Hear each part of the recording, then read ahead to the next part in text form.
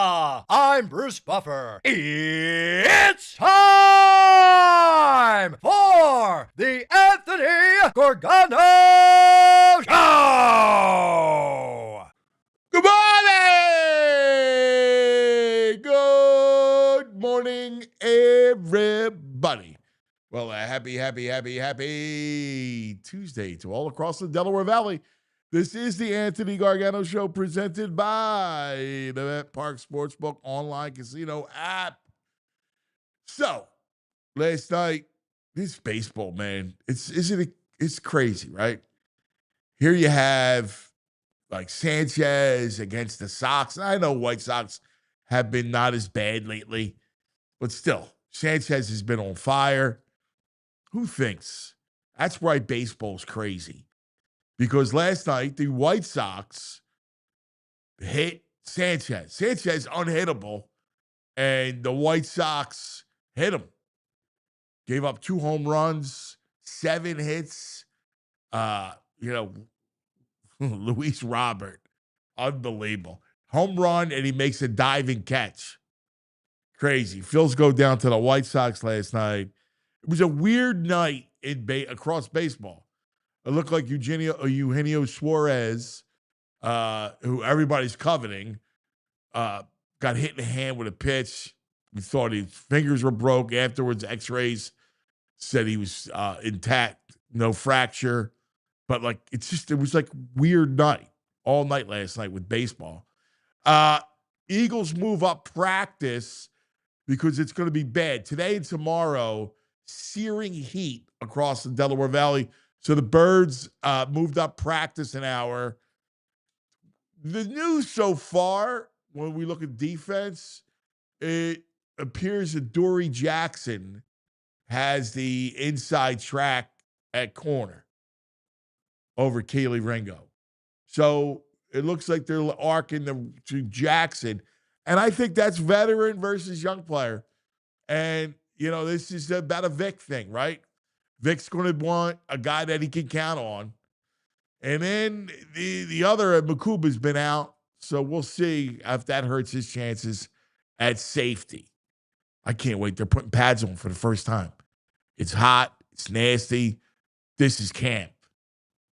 It's funny. I was walking, riding up the elevator today with a buddy of mine. And I have my Anthony with me today.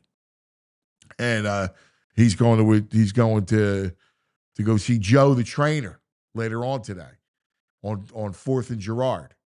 And so he came to work with me, and nice guy, Sammy, who works in the 4th floor here, says, "Hey, you play sports?" He goes, "Yeah, I play football." And he goes, 2-a-days.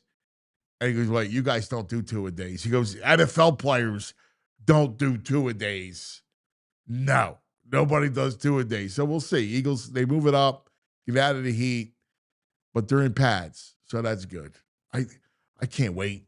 I see it happening. It's like, let's go.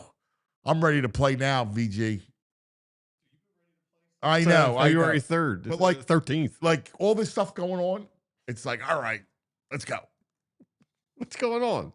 I don't know. Hall of Fame game? Yeah. Yeah. Is Murph with us today? Yes. I want to see if he watches this game. I'm curious. Murph? Yeah. No, my guess is no. I would agree. Murph would probably not watch this game.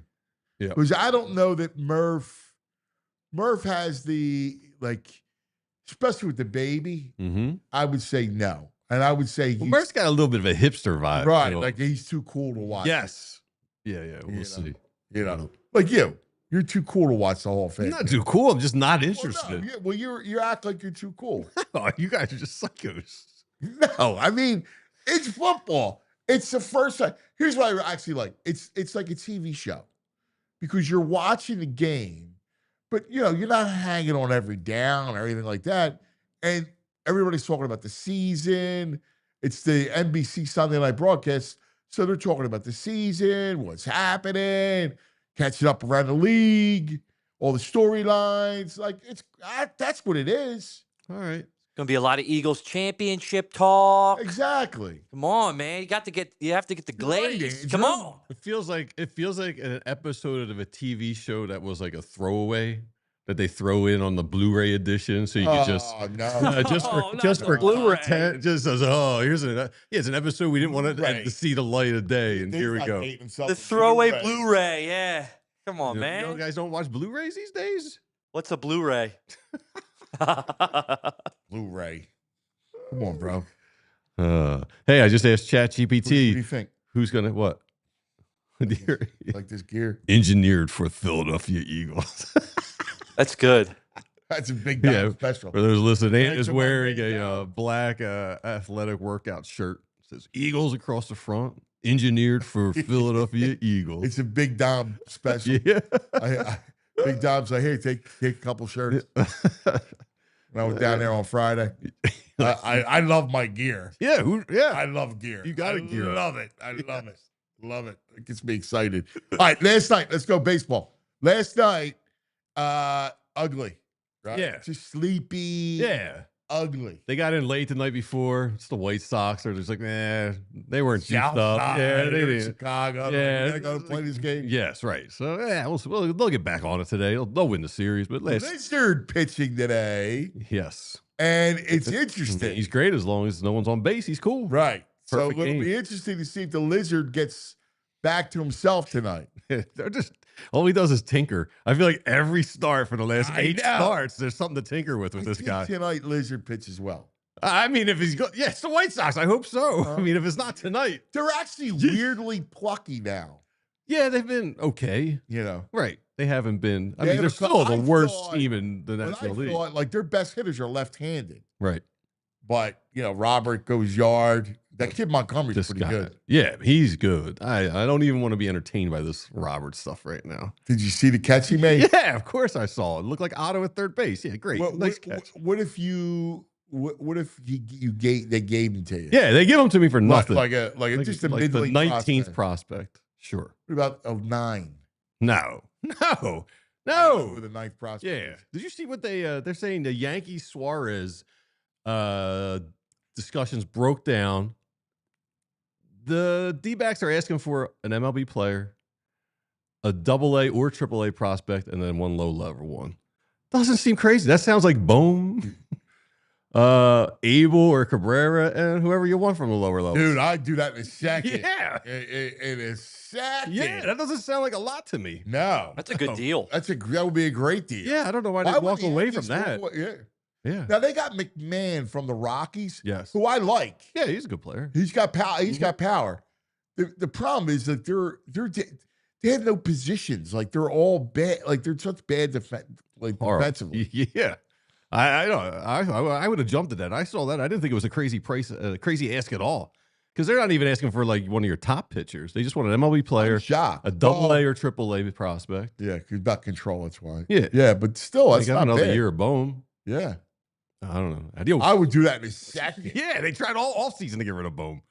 Oh my God, in a heartbeat. Yeah. Suarez would be protecting Bryce. I mean, imagine if you go Turner.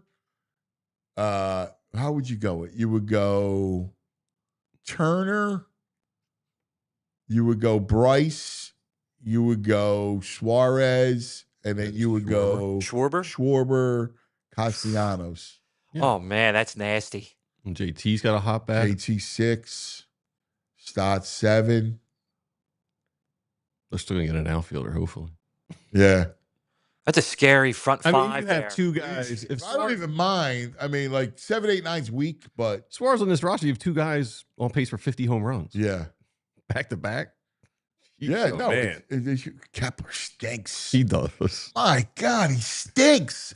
I thought against right-handed pitching, he would hit. Yeah. He don't even hit righties. No. He stinks. I don't know who it was last week that said the Twins were laughing at the Phillies for signing. I heard that. I heard Yeah, that. basically, good luck. Yeah, good luck. He stinks. I'm shocked. I'm shocked he's this bad. I So always liked him. He Was one of those pesky players. I agree. He had some pop, and I Dude, thought, what is going on in Cleveland? They got a real issue going on with these pitchers. Like, so wait, so I was stunned. Clase. Well, he's the second one. Was it Ortiz? He's the second one they're investigating. Clase. There's 2 of them now. Wait, there's 2 Cleveland pitchers? Yes, under investigation for this gambling I stuff. saw the Clase, but who's the other one? I thought it was Ortiz. Hold on, let me find out. But wait, here's what I don't get. Can you bet balls and strikes? You can bet. See, I don't bet it, so I have never looked. I'm going to look tonight. So I would imagine you could bet somewhere first pitch ball, first pitch strike. Okay. Here's the thing. How do you not get caught? First of all, who's letting you bet big money on first pitch ball? Yeah, there's got to be, you would think, some kind of like a $50 bet. Like, there's no way you could put 10 G's on that, right? Exactly. Was it confirmed that they were betting on baseball? Well, that's what they're under. Or are they investigation. still under investigation for? Yeah, So they have paid leave, but they're under investigation. yeah. So they could have been betting on like basket weaving. We don't really know yet. Luis Ortiz on July 3rd was put on paid leave for the same thing.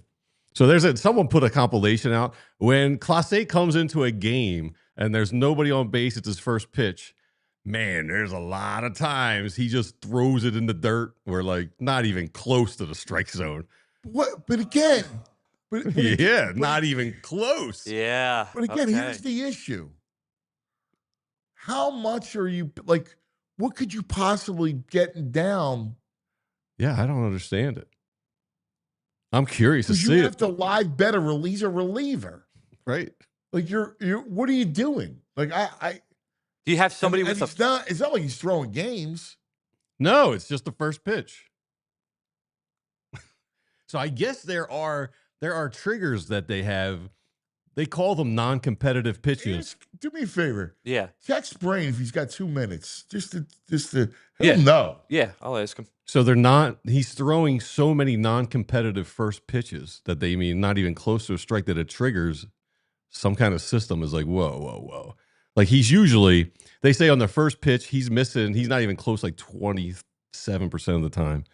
And when there's someone on base, he's around the plate all except like 4% of the time. So there's a clear like delineation or variation of when it's his first pitch and there's nobody on base. That's nuts. Sometimes they're bouncing like in the grass almost before home plate. Some of them I saw. Yeah, but again, I just don't understand what. And again, mom, like Brain will know. Yeah, Brain's probably been on. Like what? Like, I mean, I don't know. I mean, I'm trying to think like because if everybody's going, hey, I'm getting live bet. Like they all talk to each other, right? Yeah. Like all the DraftKings, FanDuel, right? Bet365, all these companies. If someone's going, there's heavy action on first pitch ball, right? Of like how the Guardians comes, right? Like they'll know in 3 seconds. Yes.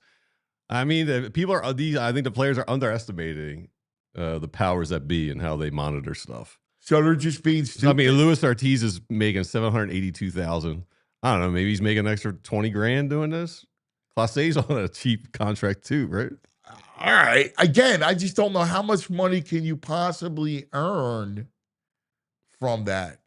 And I don't even know why would you offer that? Like, because, well, yeah, that's like a 50-50 bet. I don't know. I live bet like, home run on this pitch.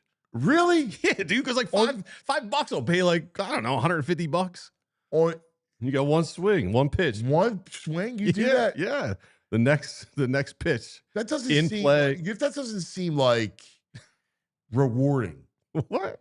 Because, if you're going to bet $5-10, at least get your money's worth. Yeah, that's a big hit. That's a big hit if he hits that. How many times are you going to hit that? No. Like you can't. It's like the yo bet at the craps table. You just get the urge. It's coming right now. Right, Boom, throw it in. But you can't.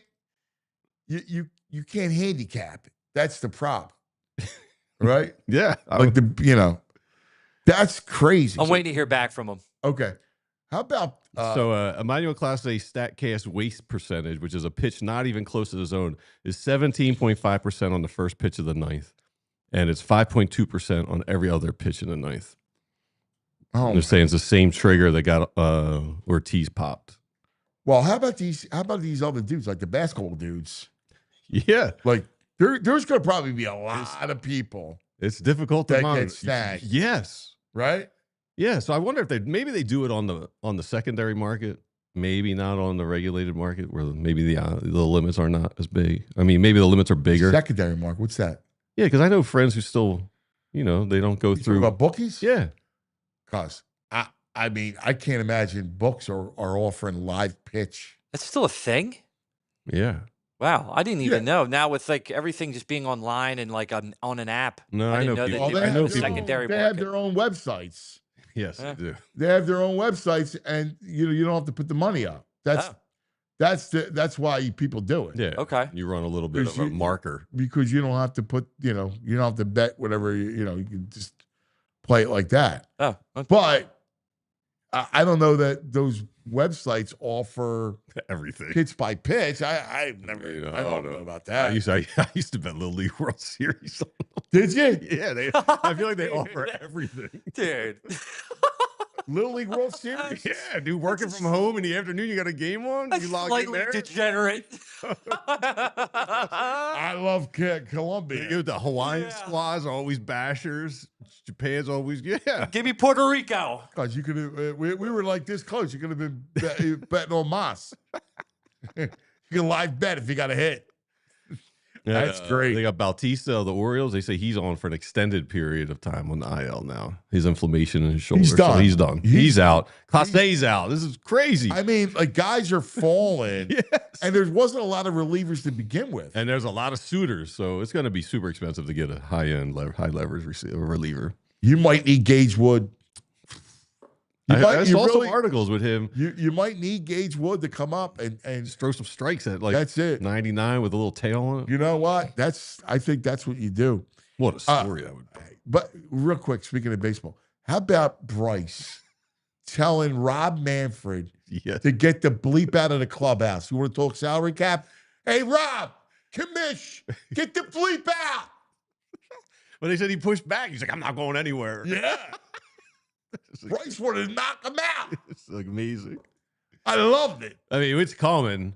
You can tell there's going to be a lockout after next season, unless there's some headway. So it's next season. Yeah, the contract goes, the collective bargaining Here's goes the through problem. next season. I love Bryce. And I love the fact that he tells the commissioner to shut the bleep up. Mm-hmm. Or get the bleep out. But I hate to say it, I think they need his cap. They need a cap because there's owners who they won't spend, or you don't think they can spend as much. They can't. Like, you could say whatever you want. Just pick out the Pittsburgh. The media market is the media market. Like, there's so much you can generate. The Phillies, the reason why the Phillies can spend is that they're a media market. First of all, they have an owner that's wealthy. Mm-hmm. But listen, they're not making, it's not like they're losing money. Mm-mm. They're generating revenue. They're not generating revenue in these towns. These other towns like the Phillies. That's why in the NFL it works that you can have a franchise in Green Bay and a franchise in Tennessee, a franchise in New York and LA, right? Yeah. I mean, it just works. I was just trying Jacksonville. to see if I could find a Pirates television There's a schedule. competitive fairness. And that's what hurts baseball, I think. It's just not fair. Yeah, I guess they're saying the last deal for the Pirates was rumored to be believed between 50 and 60 mil. I think the Phillies are clearly over 100 million. Oh, yeah, they're over 100, 120. Yeah. They're a $120 million deal. Now, imagine you can't compete with that. I get it. That's why you want a cap. That's why for the health of the sport. Yeah, they're going to have to get creative because this is not this players union. Here's the problem. Like the Flyers, remember when the NHL hit the cap? Yeah. Flyers were, Ed Snyder would spend. Mm-hmm. And the cap hurt us. Mm-hmm. The cap, if they get a cap in baseball, it would cripple the Phillies. You think? Oh, yeah. They'd find a way. It's got to have to be a cap like the NBA. The Dodgers all as these well? ways to go above it. I don't think it'll be a hard cap. You're right. It won't be like hockey, or football, but it still would hurt them. Yeah. And the thing with the I baseball, mean, they have a luxury tax now. the players Like, union. with a tier, like if you go into a certain tier, you're paying the tax. Yeah. I got Brain, by the way. He's here. Is he? Yep. Yeah, let's go. I'm dying to find out about this story. Brain. Emergency brains. Yes, it's the emergency brain. Here. So this story you saw with Class A.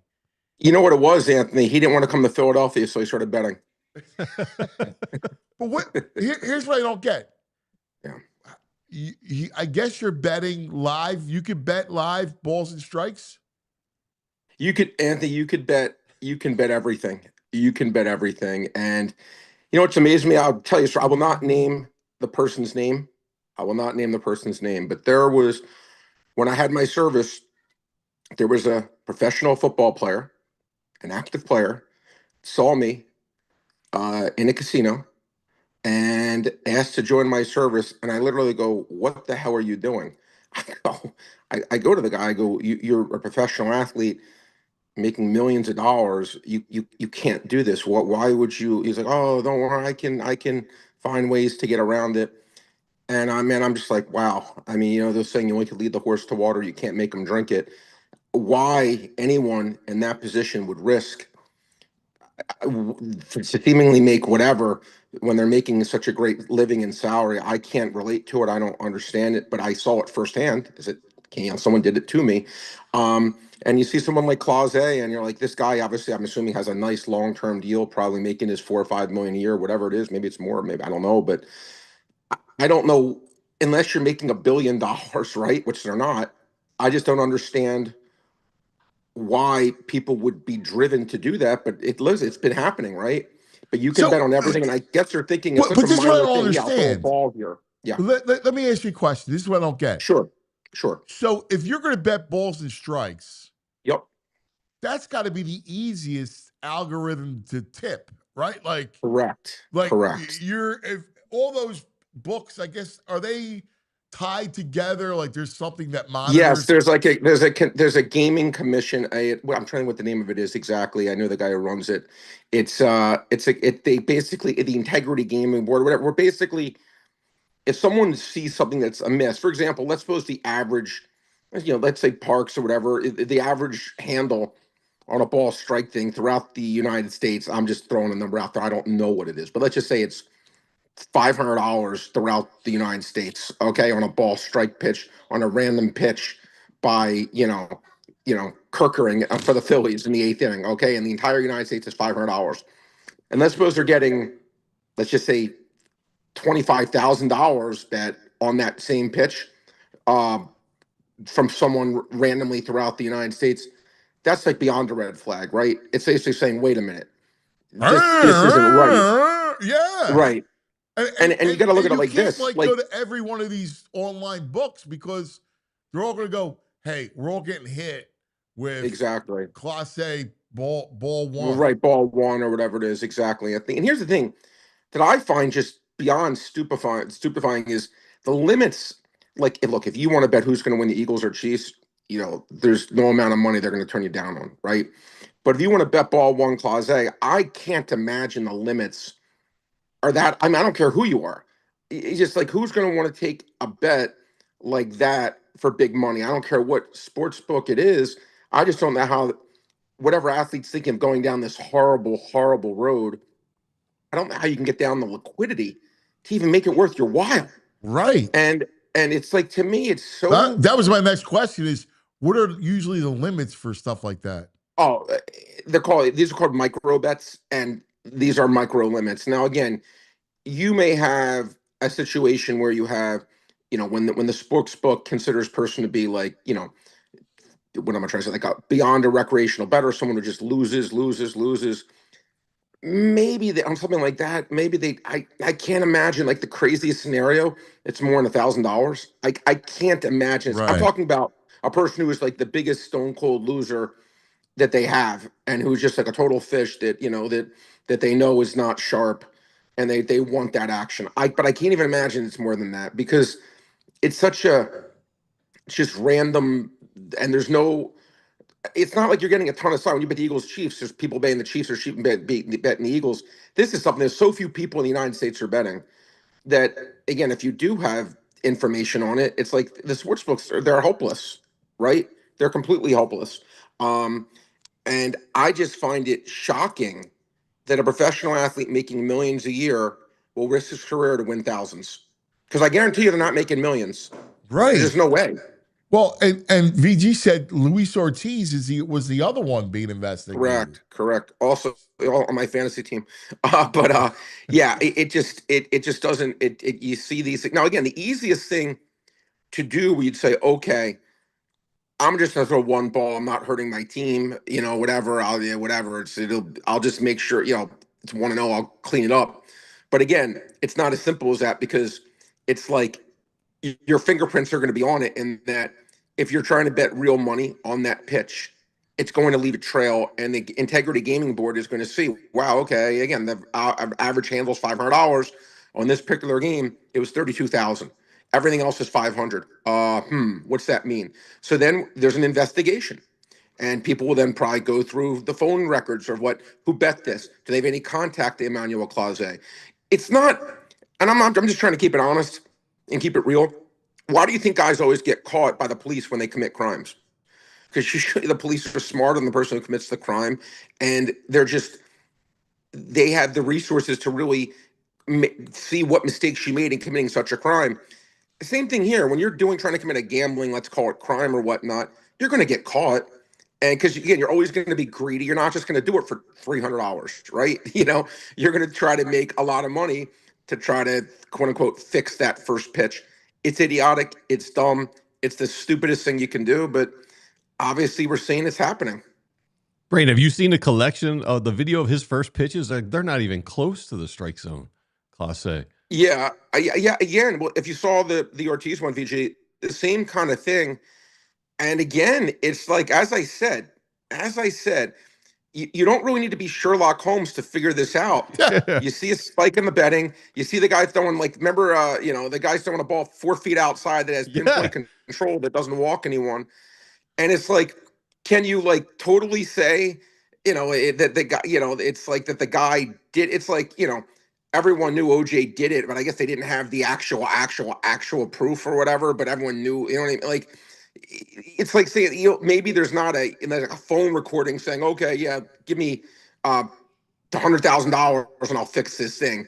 Maybe there's not that pure smoking gun, but you don't have to be that intelligent to see, you know what I mean? This is what's happening. And again, it's a shame.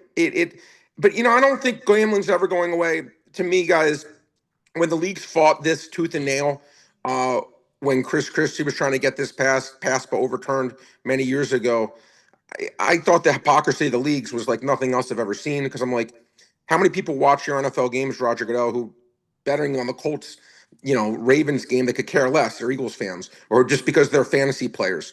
80% of the viewers, right? The people who are hardcore Eagles fan watch every Eagles game, but they're not watching, again, a Colts-Ravens game. They could care less unless maybe they bet on the game or they're fantasy players. So, and now it's so entrenched, I don't think you could even get rid of it if you tried. And it's not going away. It's up to the players and their agents and their family to really educate them that they can't go down that road. Yeah, there's going to be a lot more. I mean, we see it in the NBA. Guys faking injuries and all this crazy stuff.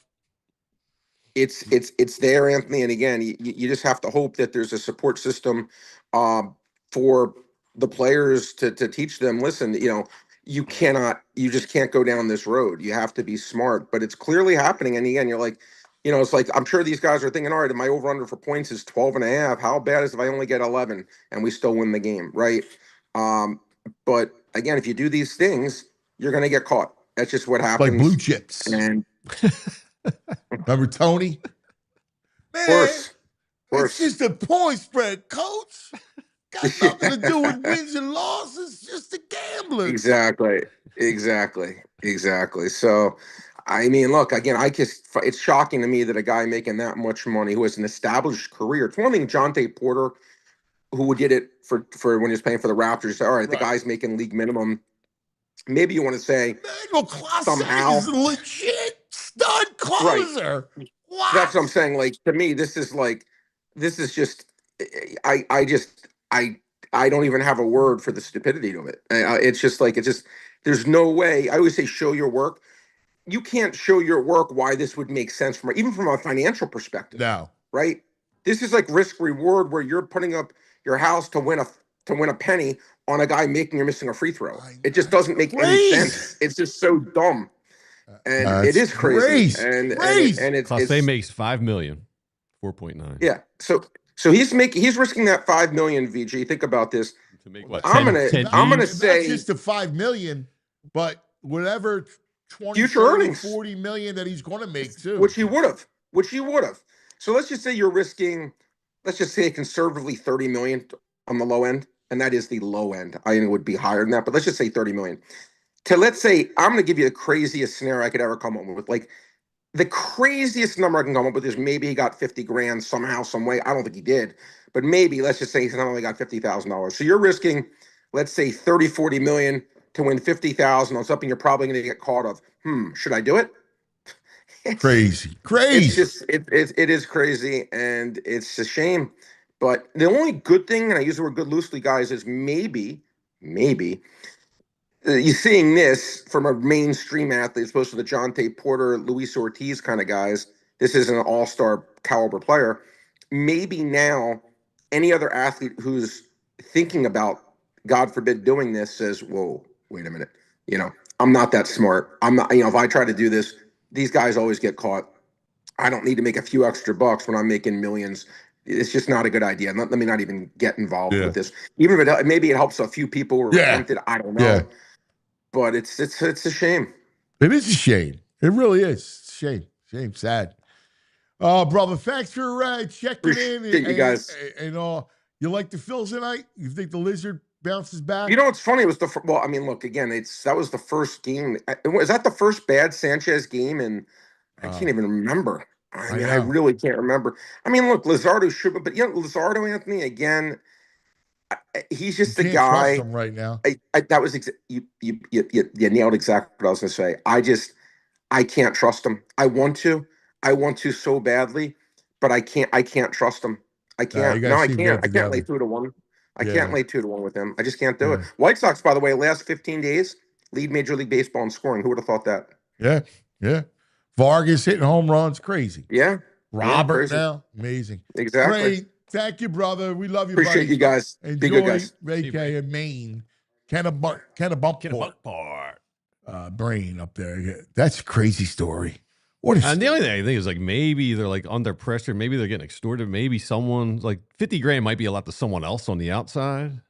So they put pressure on them to throw, throw the first pitch. That's possible. I don't know where he's from. Yeah, I don't know.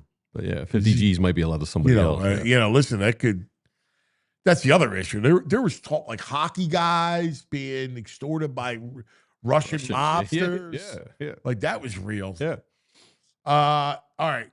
Let's take a quick TO. All right. Talk about our friends. So we got our man Murph coming up. Sweet. All right. I'm looking forward to it. So let's talk a little bit about TrueMark, shall we? All right. TrueMark Financial. Summer's here. Kids are out and about. They got no school. So they're hanging with friends. And maybe, just maybe, they picked up a summer job. And so it's a perfect time to set them up with something that teaches real-world money skills and gives them a little bit of freedom. It's the Greenlight debit card and money app by TrueMark. And if you're a TrueMark Financial member, you can get it totally free. This Greenlight account for your kids or teens, 100% free for TrueMark Financial members. And it's a really simple way to allow them to manage their own money, whether it's from a job, allowance, birthday cash, maybe graduation, who knows. They get their own debit card. They can set savings goals, track spending, and learn how to budget, all while you stay in the loop and in control from your phone. So you're in control, but they get to learn how money really works in everyday life. So before the summer's here and gone, it's a great way to help your kids start building good money habits that'll stick with them long after the season's over. So head over to TrueMark.com/Greenlight to get all the details and sign up today. Don't miss a chance to set your kids up for some financial success throughout their life. TrueMark.com/Greenlight. All right. Now, a word about Pico. Anthony Gargano, PHLY, VG. My brother, you look hot. Dude. I mean, I feel kind of hot too, to be honest with you.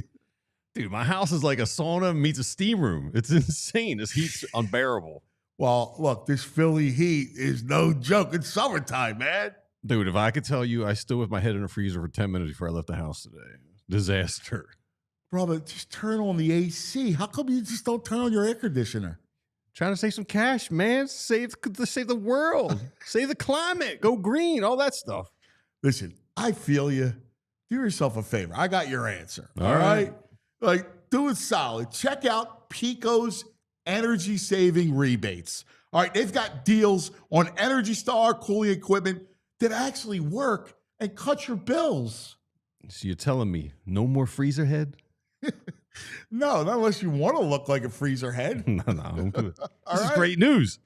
I'm serious. You're good, man. Trust me. Just head to pico.com/ways to save. They got tips for everything. Heating, cooling, lighting, you name it. It's Pico. We love Pico. I'm in. All right. Thank you to our friends at Pico and TrueMark.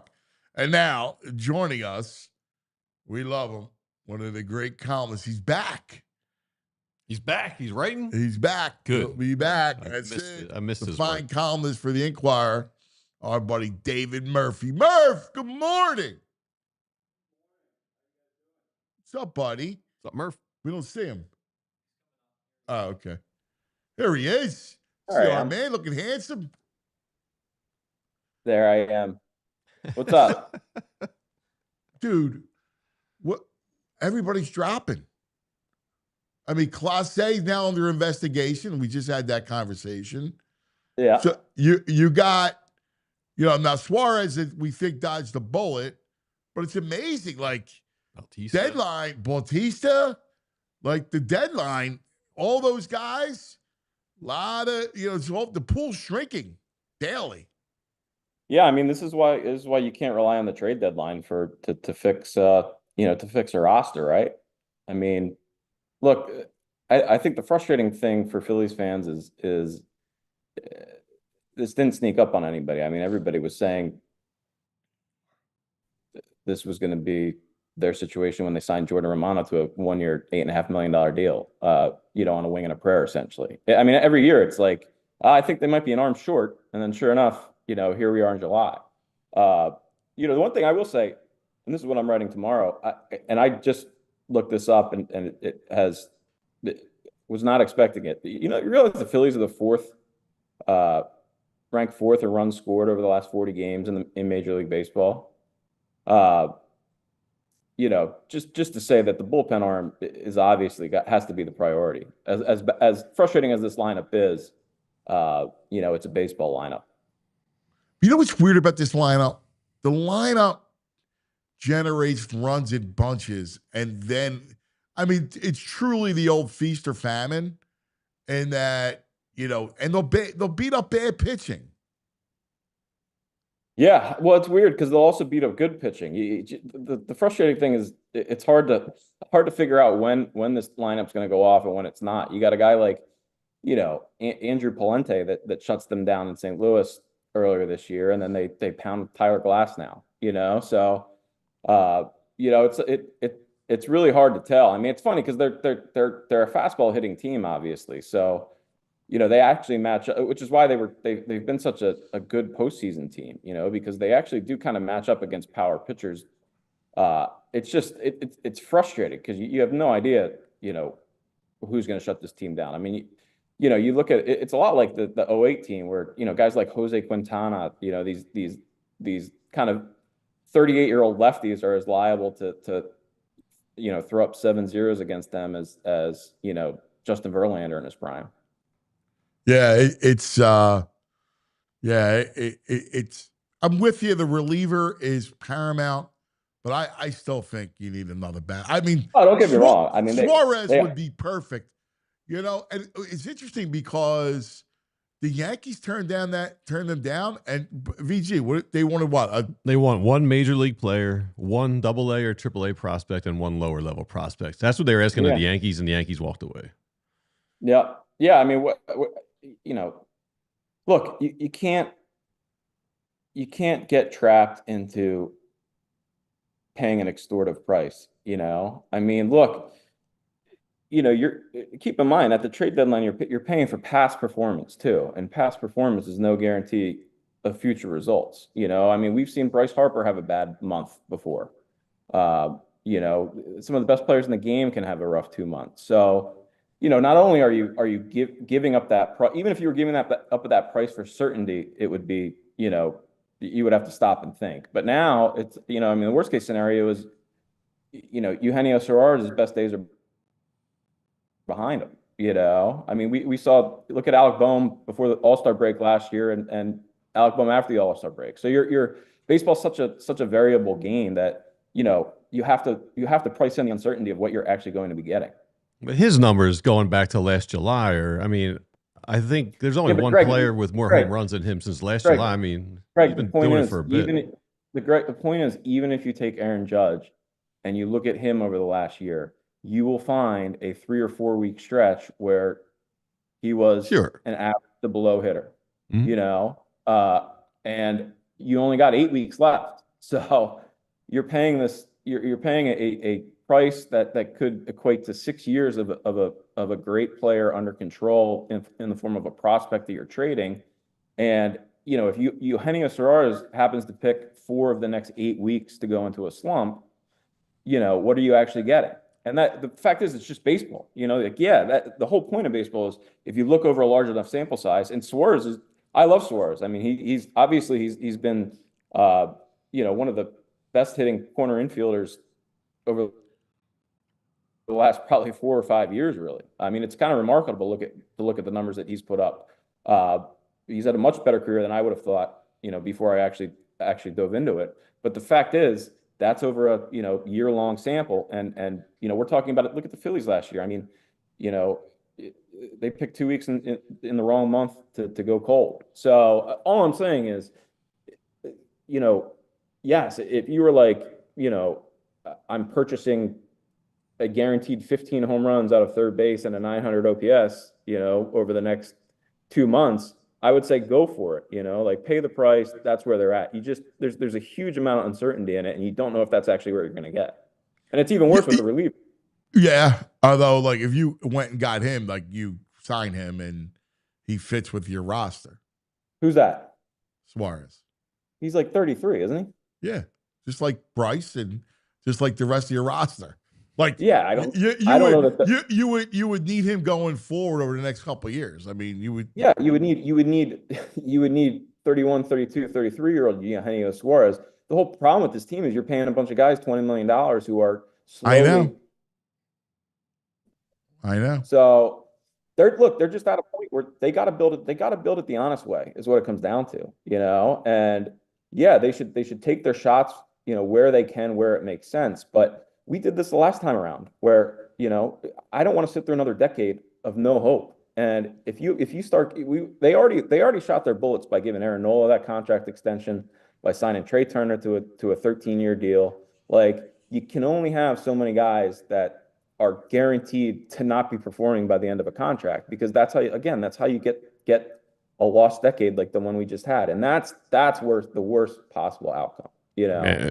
Now, maybe if you could guarantee a World Series this year, but you can't, you know. And the worst case scenario is, you know, you completely all your bullets for the next 5 to 10 years for a chance that doesn't actually pay off, you know? Right. They're saying this just the Pirates, per league sources, are asking for Bednar for a minimum of an organization's top 5 prospect. Bednar? Get out of here with that. Oh my God, they're gonna ransom. It's ransom, exactly. Dave. I'm very interested to see what these price tags are going to look like. But look, it's you know, if you look at last year, and Dombrowski said it, there's a reason why they settled for Austin Hayes and Carlos Estevez. And frankly, I hate to be the party pooper, but that's kind of my ideal trade deadline right now. Some version of that, you know, where you get a guy who you're just hoping can give you a right-handed bat, who gets hot at the right time, and a reliever who prevents you from having to run out Seth Johnson or whoever the heck they're pitching out there these days, you know, and not have to pay a price for it. That's my ideal thing. I mean, look at what the Padres, look at the price the Padres paid for heck, look at Pete Crow Armstrong. The Cubs aren't where they are because of trade deadline moves that they made. They weren't buyers. They didn't buy their way into this. They sold Javier Baez for Pete Crow Armstrong. 3 months of Javier Baez for Pete Crow Armstrong, who is the kind of guy that actually makes a team a contender at a premium position, 5-tool player. No, you're right, dude. I mean, listen, you're right. I mean, they also traded for Kyle Tucker. Yeah. That helps. Yeah, I mean, you stick 20 home runs. You stick 20 home runs in a 900 OPS in center field, and you're playing with house. Yeah, you're guaranteed to be a contender because you can fill a roster around that. You can afford to trade for Kyle Tucker when you have that. Yeah, no, it's a good Look, man. point. I hate being that guy. I hate being that guy. No, it's no fun. You're so good at it, though, Murph. No, but listen, you're not wrong, and that's one of the issues. The real problem is daycare stinks. They stink. They were supposed to be your answer to be able to afford those big ticket items, and none of them you could count on. Bryson Stott was supposed to be kind of the lottery ticket, where all he had to do was be a league average hitter at second base and give you Gold Glove second base, and all of a sudden, that's $20 million a year in value that you're getting for $1 million or $2 million a year. Bohm has kind of been the same guy he's always been. He's been look, as I like Alec Bohm, and as good of his story is, as good of a fielder as he's turned himself into, as he's a bat that belongs in a playoff lineup. But I just always thought he had more in there.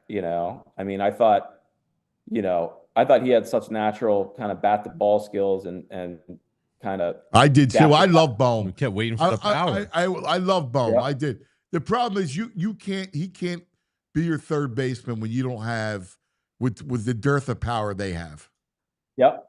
Well, he can if you can't give away the corner outfielders the way they do either. You can't give away all the corner positions. It's and that's the frustrating thing, because you look at it and it's like, how hard is it to find a left fielder that just has one of those years that gives you just 25 home runs and a league average OPS. No, I mean, you get nothing out of left. Nothing. I mean, again, Castellanos is what he is, but he's not a home run hitter. He's a doubles guy. So you get really none out of him. You get nothing from Kepler. You get nothing from third. You get nothing from second. Right? Like that, no power, no home run power in any of those positions and center. That buries you. Yeah. If I'm Dave Dombrowski, this is what I'm doing. I'm saying I'm going out there and I'm, doing my due diligence, calling up every 30 teams, getting a list of the asking price for every single available hitter. And at first base, at DH, and at or first to third, DH, and left field. And I'm finding the one that costs the least and gives me the most upgrade. And you can do that because it doesn't take a lot to upgrade left field right now, right?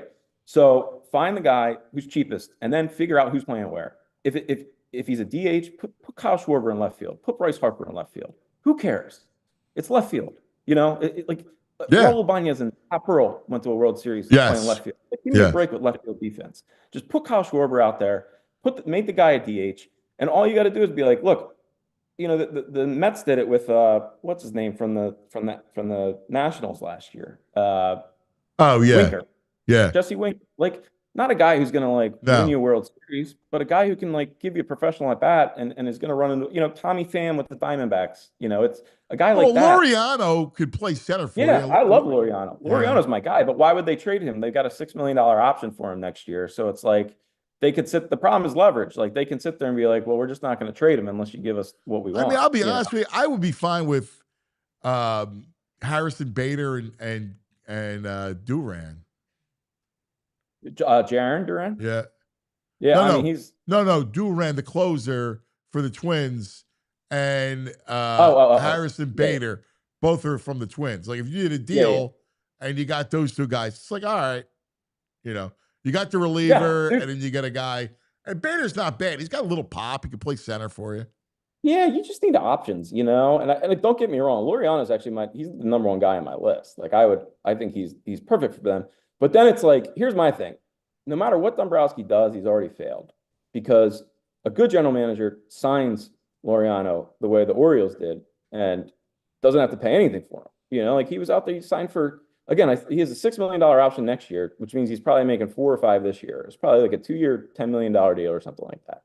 So meanwhile, you've spent $20 million on Max Kepler and Whit Merrifield over the last 2 off seasons. You know, Yeah. those are the moves that you know. Yeah, they missed bad. We were all shocked he didn't get anybody from the right side. Then he went with Kepler. That made no sense to me. No, I have no idea. I mean, it's you know, and then the Austin Hayes thing is just fun. Like again, we all busted Austin Hayes last year, but like he was legitimately hurt. He had that. If you believe in the guy, pick up his pay him $9 million in arbitration and see what happens. You know, Look at the year. He had a good they year just in Cincinnati. He's got a great year in Cincinnati. He's had the exact year they thought he was going to have when they traded for him. You know, he's back to their credit, he's batting clean up behind Ellie De La Cruz. You know, yeah. Mm-hmm. Your point's right. I mean, when you think about Dombrokski, I mean, I love the guy, but he's made his fair share of mistakes. Having the luxury of with the payroll, having an owner that will write checks that size, you know, you could do more. Yeah, you know, he's better than Morey, but you know, okay, he's don't even utter his name in the same sentence as Morey. Come on. Yeah, what are you trying to do? That's bait. That's what they would say on Twitter. But yeah, this way, he ain't Howie. No. And we can, you know, the Dombrowski thing's a fascinating question, you know, because if you look at it, you know, Cristopher Sanchez was a Clentac guy, you know, Wheeler was a Clentac guy. You know, so many of these guys were Clentac guys, and it's like you can make an argument of like, all right, what has Dombrowski actually done? I'm not going to go that far. I got a ton of respect for the guy. I think he's a professional executive. But if you're going to exactly, you're right. Yeah, you know, so it's just like, yeah, and this goes back. This transcends, you know, this transcends regimes where it's just like, are the Phillies ever the guy that, like that? It just seems like the Dodgers always get the bounce back guy that you know, the Rays. You know, always get the bounce back guy that's like, oh man, this guy's hitting 30 home runs this year. You know, remember when he did that 3 years ago? You know, it just seems like the Phillies take their shots. It's just they end up with the dud. They end up with Whit Merrifield, Max Kepler, Charlie Morton. Yeah, it never works. You're spot on. The Braves, Ozuna, right? Oh yeah. It happens all the time. They trade Freddie Freeman and Olsen goes off. Right. Yeah. Profar, not bad, right? You know. Yeah. So it's just, you know, Profar is a great example, you know, like where it's like, you know, Padres signing him last year. It's right. He was Padres last year. Yeah. Yeah. I mean, that's that's the kind of move that like really tilts the scales when you're stacked against the payroll the way these guys are, which is why I don't understand why they weren't out there, you know, going for the Laureano. Like, why not sign 2 Laureanos instead of 1 Max Kepler, you know, and see what happens. You know, you've got the at bats to offer them.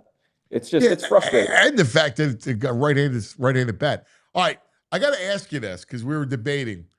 Will you watch the Hall of Fame game on Thursday night, bro?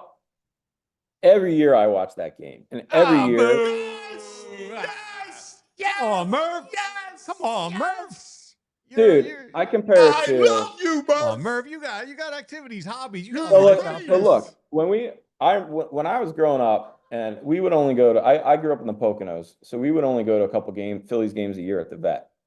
But I remember that first game. You would walk into the stadium, and it was this big concrete structure, and like you're coming from the woods, and you're driving through the concrete jungle, and then like all of a sudden the concourse tunnel appears, and you just see this like stadium unfold. Like there's this green, and you're just like that vision, and you're just like, this is the greatest moment of my year.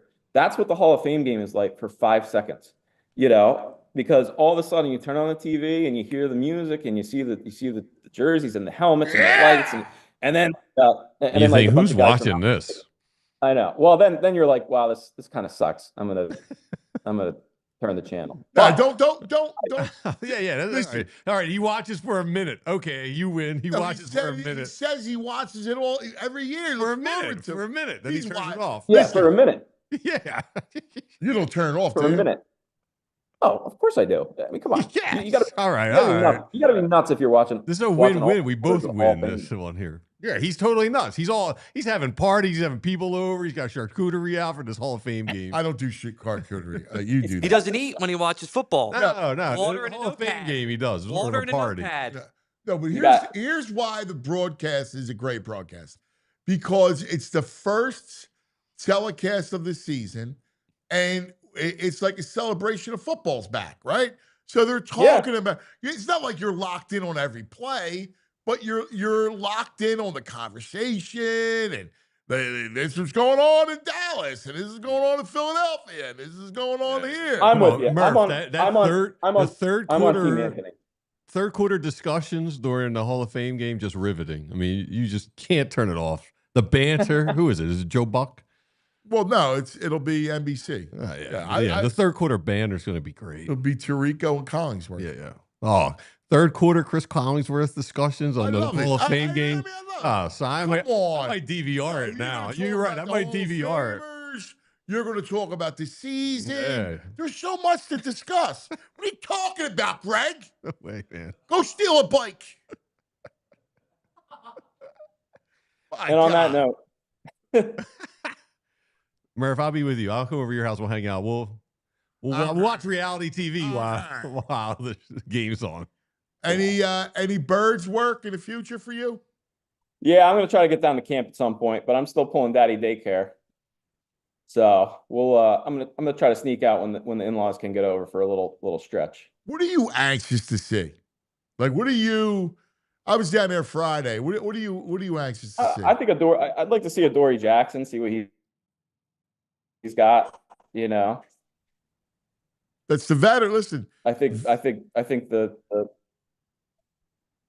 I'm interested to see what they're doing with the secondary. You know, I think they got a ton of options there. So I think that's my biggest. That's what I'll be looking at.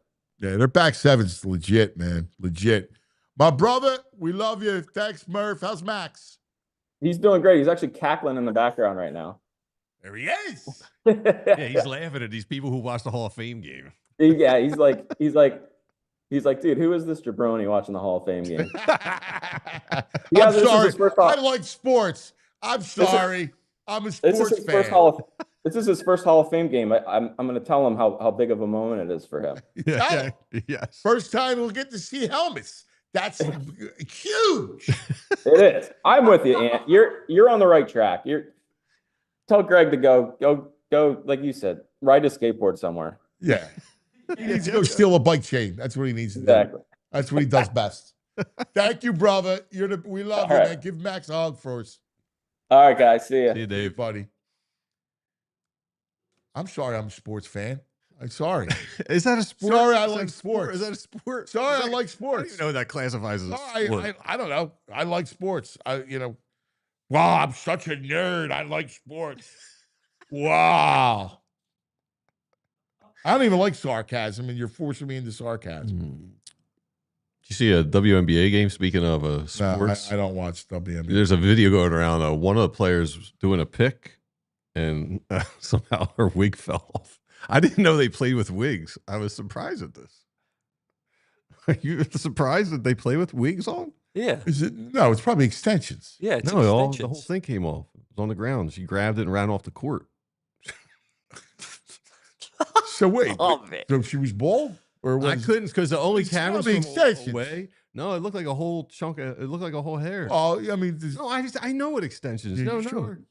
Yes. Yeah. I mean, trust me, my wife. Fraser, see if you can find a picture. See if you can find. I'll video. see if I can find it. Yeah. All right, yeah, I don't watch the WNBA. I have to draw the line at certain things. I go, all right, I don't have time for that. Mhm. In my life, there's got to be certain things I can't do. I understand. It's just. I mean, I got to draw a line. I'm just surprised that the Hall of Fame game's above that line. What do you mean? It's football for the first time. Like, why wouldn't I watch? You're just horrible. Preseason. Now, all week long, you're going to annoy me. Let's because just get the deadline coming It's up. going to be a subject. So last It's Thursday, going to be a subject. you know, we have football every Thursday now. Here you go, McCabe. Yeah. Last Thursday was the last And Thursday then without I'll hear from football you. till January. Preseason. Boo. I'm tired of preseason. I can hear it. Probably. Yeah. By week You're 2. going to complain. Probably by week 2. You're going to complain. Mhm. I know you are. All right. Let's talk about some of our friends, shall we? Let's talk about the Bet Park Sportsbook online casino app. Summertime. The beach, the boat, the lake, the great outdoors. Enjoy casino action and sports betting wherever you are all summer long with the Bet Park Sportsbook online casino app. That's right. Live betting on sports is better on the Bet Parks app, as long as you're not live betting and you are a major league pitcher. Yes. All right. That would be no. But otherwise, for us, it's the greatest. All right. Tonight, Lizardo Fightins. What are they? These are minus 195. It's a big number. Lizardo's- Over under 9. Lizardo's strikeouts is 6.5. Now, he's got to get over tonight. No. Sure. He's got to. Let's see. Now, if you did under in the Phillies, 25 pays 40. Like under 9? Yeah. All right. Under That's 9. what that is. And there's always another way to win on the Bet Parks app, all the casino games, all the hot slots. What do you play? What did you play yesterday? Anything? 101 Crystal Skulls. It's pretty good. Crystal Skulls? Yeah, it's got good color. I like. You like the skull? Yeah, well, the Crystal Skulls, but I like it. Like It's got good Indiana color. The Jones? colors The pop Crystal on the Skull? game. Music's good. I like the little. Sometimes I got good music playing while you're spinning. Oh yeah, you like the spin. You like the, do you like the spin with the Yeah, Yeah. You like that? yeah. Yeah. Of course. I played Plus- last night a little bit watching the Mets Padres last night. Here you go. Huff and more puff. Yep.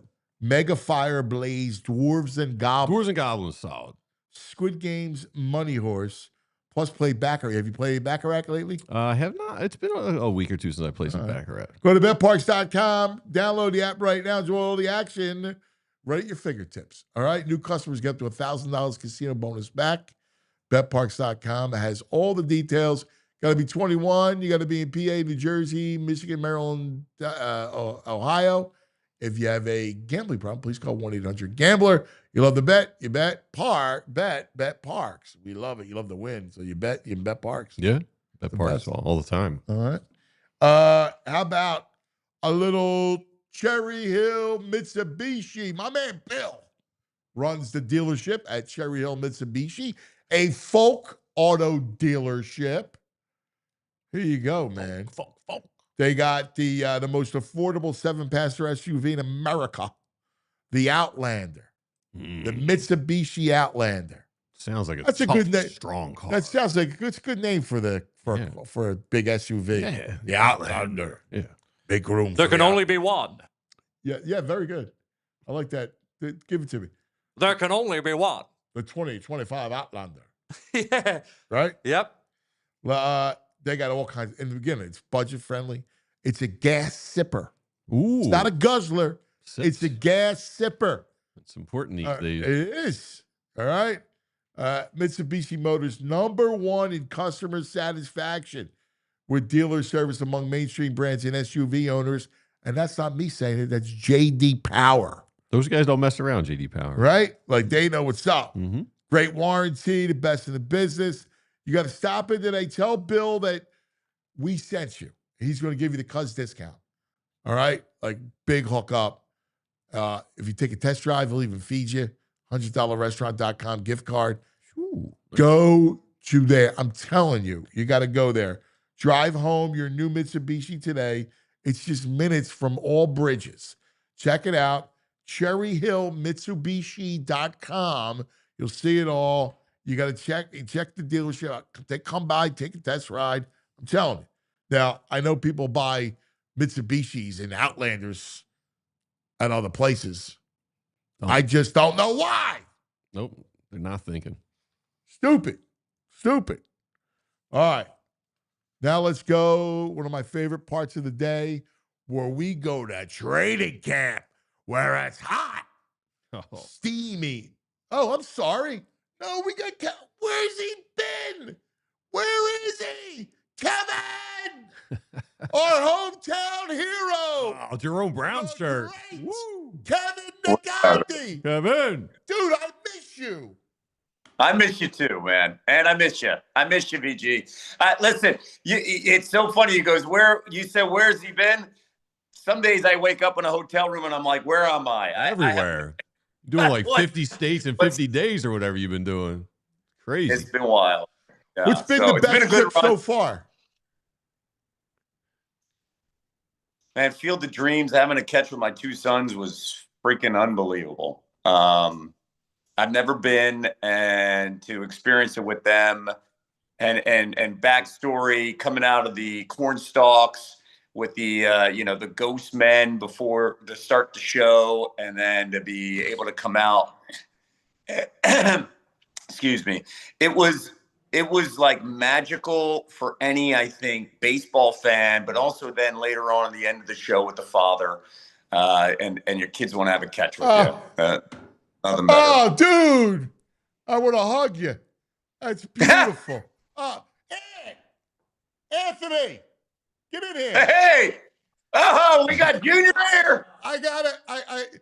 He's got training today for Nice. football, and the place is right around the corner. Come here. Love it. I want you to introduce you to Mr. Negandhi. All right. This is Whoa, Anthony. look how big he is. Yeah. Nice to meet you. Nice to meet you, buddy. Woo. Look at those jeans. Big, man. That's a big boy. What position we playing? D end and tight end. Good. Go eat the quarterback. Some touchdown passes, man. Keep listening to your pops, please. All right. I will. My man. All right, Dad, you go back. You're good. Go back. He was sleeping on the couch. Yeah, I love that. I love that. Our kids are so simple. 15 Like, years why old, is my man. dad- 15, Kev. Man, they're starting to get older. Have you gone Yeah. through? My little one his voice, he's like got the Peter Brady thing going. The voice is changing. Okay, that's a good thing. We're waiting. We're at the doorstep of that one for the 13-year-old. I grew. It's so crazy how genetics are. My brother at age 12 had a mustache. Like legit. At 16, he was in a casino, and I had to act like I was his nephew, and he was getting part of. I'm not kidding, man. I'm not kidding. I can show you pictures of my brother at 16, and you're like, holy crap. He looked like Stallone in Cobra. And then it was me. I mean, same parents, and like I didn't, I was like a bean sprout, and then at 15, it was like when I grew and I was awkward, and then I got in the right stages when I was 16. But like, it's just so funny. It's so different. I keep on telling my 13-year-old, it's coming, man. It's coming. Be patient. Be patient. Yes. When it happens, you Yes. won't have any idea what's going on. It's coming. He's getting frustrated a little bit. So I get it. And we started football yesterday. You got to tell him too. See, the later you go through it, the younger you're going to look at. Say, look at Daddy, man. Daddy looks young. You tell him. Say, look, all these other dudes look old. I don't. I'm hanging on to that. I'm a 50-year-old man trying to stay like 35 dude, you because look my good, wife brother. not. Exactly. I've got to keep up with my wife, man. She's in the gym all the time at 43 and smoke show, so she keeps me young. So let's go through state of Philadelphia sports and then college football. All right. Okay. All right, because I miss you, man. Freaking miss you. All right, Phillies deadline. Who you coveting? I wanted Suarez, and then obviously with that injury last night, taking 96 mile per hour on the hand, that scares you. The whole stuff with the Indians fell apart. I'm actually that would have been a disaster as well. So I don't know. Like I don't know where I mean, do you go Robert after what he did last night? You need some help, right? Like here's the biggest issue with the Phillies. By not nailing any of the offseason decisions and having so many contenders at the deadline, the asking price is going to be so ridiculous across the board. And you built a pitching staff that is so good that, unfortunately, when they have an off night like Sanchez did against an awful White Sox team, you have no offense. I know. And it's just, I know. it just drives me nuts that they're so top heavy, so reliant on 3 hitters. And if those 3 hitters don't hit, good luck. It just drives me crazy because it hasn't changed. They haven't figured out center field. They haven't figured out third base, and it drives me crazy. Second base too. Like he's, all 3 of them are a huge disappointment. Kepler stinks. Yep. And then here's the other thing. Here's the kick in the stomach. How well Austin Hayes has played, right? Like you do what you have to do last year, the deadline, and then Austin Hayes goes somewhere else, and you're like, oh, now he can hit. It just drives me nuts. You've been seeing what Mickey Moniak's doing? Well, the Moniak stuff. You're right. It's Coors Field, and there's no pressure, right? Like environments play a huge role with some of these guys, and handling pressure plays a huge. Like for example, a guy like Stott and Bohm, if they go in a place with no pressure, maybe it's different. But there's pressure every night in the lineup, and it's just maddening and frustrating that we keep on seeing the same things over and over and over again. It is. Drives you nuts. So it's like 3 years now, it feels like. And here's what I worry about. It's that Mets team, they're starting to play better, right? Viento's starting to hit. He had a home run last night. He almost had 2. Even though the Pods beat them, they're like starting to scare me a bit. You're 100% right. And then you look, I'll add one other thing to your point. It's not just Vientos, it's not just the Mets, and it's not just the Dodgers. I mean, that's central with the Brewers and Cubs. There's no easy angle anywhere in a potential first-round game. No. There's no figure it out. Let's, none of that, man. And I love him to death. I'm a little concerned on how Wheeler looked the other night. So, like, all this stuff, like, we can only do so much with that pitching staff. They've carried us through so many things. I should say, I'm sorry, that starting rotation. It's just going to bite us, man. Like, some of these moves have really crushed us because they have not developed. And patience has not paid off with the 3 glaring issues that you have at second, third, and center. No, man. Oh, it's so frustrating. But all that said, if your pitching is right and Wheeler, Sanchez, get Luzardo back, see what happens with Nola, now all of a sudden, you go, they have the best rotation in baseball. Well, to your point, and this is where I do have some hope because, okay, let's just play a scenario out. You just need 3 starters, right, in a series. So you go Wheeler, you go potentially Sanchez, and then Suarez. And then are you telling me that you can't get Luzardo to give us 2 innings or potentially Nola to figure it out, like to give us 2 innings? Like, I don't know. Like, a piece of me is like, hey, you gotta piece this bullpen through with these guys, who are not there right now, but can be there later on to give us 2 innings. No matter, or just face the lineup one time around to connect to the next thing. Maybe I'm just being an eternal optimist, but that's kind of where my hope is in this process. Mine too. I've seen it the same exact way. All right. Let's go Birds. Say it. Yeah, man. It's here. It's here. Football's here. Yep. What are you And doing for the Hall of Fame Oh. game? so I'm actually I'm working in Seattle, and then I'm hosting the enshrinement, on Saturday.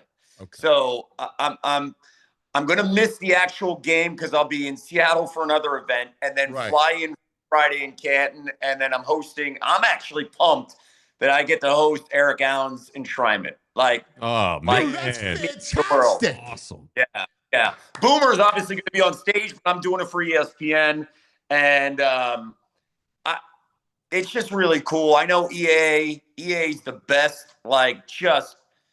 He's the best of that gangrene defense. And after 19 years waiting, he deserves to be in Canton. And I'm just so happy for him as a human being. Yeah. But also, when everybody looks at that 91 defense, we've got our guys, Reggie, Clyde, Seth, Wes, Andre. We can keep on going. EA was that guy that just quietly got it done, and we never had to worry about that side of the field, no matter what. EA was just so consistently good, kept his head down, and was just like, I'm ready to go no matter what. And I love the guy to death. Great human being. You know what's interesting is that Q Yes. has the same kind of personality that Eric Allen did. He does. Isn't that cool? That's actually a good analogy right there. Just don't worry about me. I'm going to do my thing. I'm over here. And that part of the defense is there. I thought Q was super underrated and overlooked on the defense as a rookie to come in and just say, I'm going to play shutdown defense. And God, we're just really, really lucky, man, to see where this defense is. I'm so Drew Gallagher, who listens to you all the time, he works at ESPN. He runs the NFL for ESPN, oversees it. I was talking to him today, and we're just talking casually about a lot of things. And at one point, he brought up the Super Bowl, and I was like, dude, I am going to watch the Super Bowl in its entirety one more time. And he said he was planning on doing that because it gives you more appreciation. I just started watching the yearbook thing or the documentary on Roku. Yeah. It just reminded me how freaking great that defense was week in and week out, and watching Zach Bond, gosh, Howie's just nailed so many things and decisions. And then to circle back here, Treylon Burks released by the Titans yesterday. And if you're Tennessee and you're just seeing all the Titans fans just so annoyed and pissed off about that trade to get in A.J. Brown, and that could have been us at 18 picking Burks out of Arkansas. Totally. Right? Totally.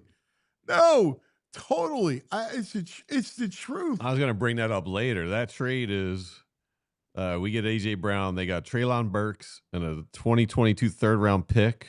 They ended up with a cornerback, Roger McCreary, tackle Nicholas Pettit-Freer, and wide receiver Kyle Phillips. So, look at that. Nothing. Absolutely nothing for A.J. Brown. Yes. Right. And you know what? We are lamenting all the things with our pro teams. Howie has been a superstar the last 4 years. Legit superstar on every freaking decision. Like that trade right there, bringing in Zach Bond, the draft picks that are paying off so you can let Milton Williams go. And you can let a couple of other guys go. You have a Jomo coming, who I'm hearing is having a great camp. It is unbelievable, all the chess moves he's made and how much they've paid off with these 2 Super Bowl wins. How about Jalix Hunt? He looks great. Yep. I was talking to Clint Hurt. I was down there Friday, and I was talking to Clint Hurt. And dude, they're excited. Like their defense legit, man. And Campbell on the field. And we remember Campbell last year. I love that kid. Like the fact that Campbell's on this team, man. The fact that they made running back a priority last year. The fact that they drafted a linebacker in the first round. Like, it's just It's just awesome. Like we're in this is. window, just every decision's being made has been fantastic. And then, okay, what happens on the field happens on the field, right? But it's just great to see that these decisions are like, wow, wow, wow, wow. And everybody understands that they are wow and they're nailing these decisions across the board and they're paying off, right? Oh, Uh, you're so right. You're so right. I mean, it's like Campbell. You imagine what Vic's going to do with him blitzing, because you could see him. Oh man, because he likes to blitz that linebacker spot, that off-ball linebacker spot.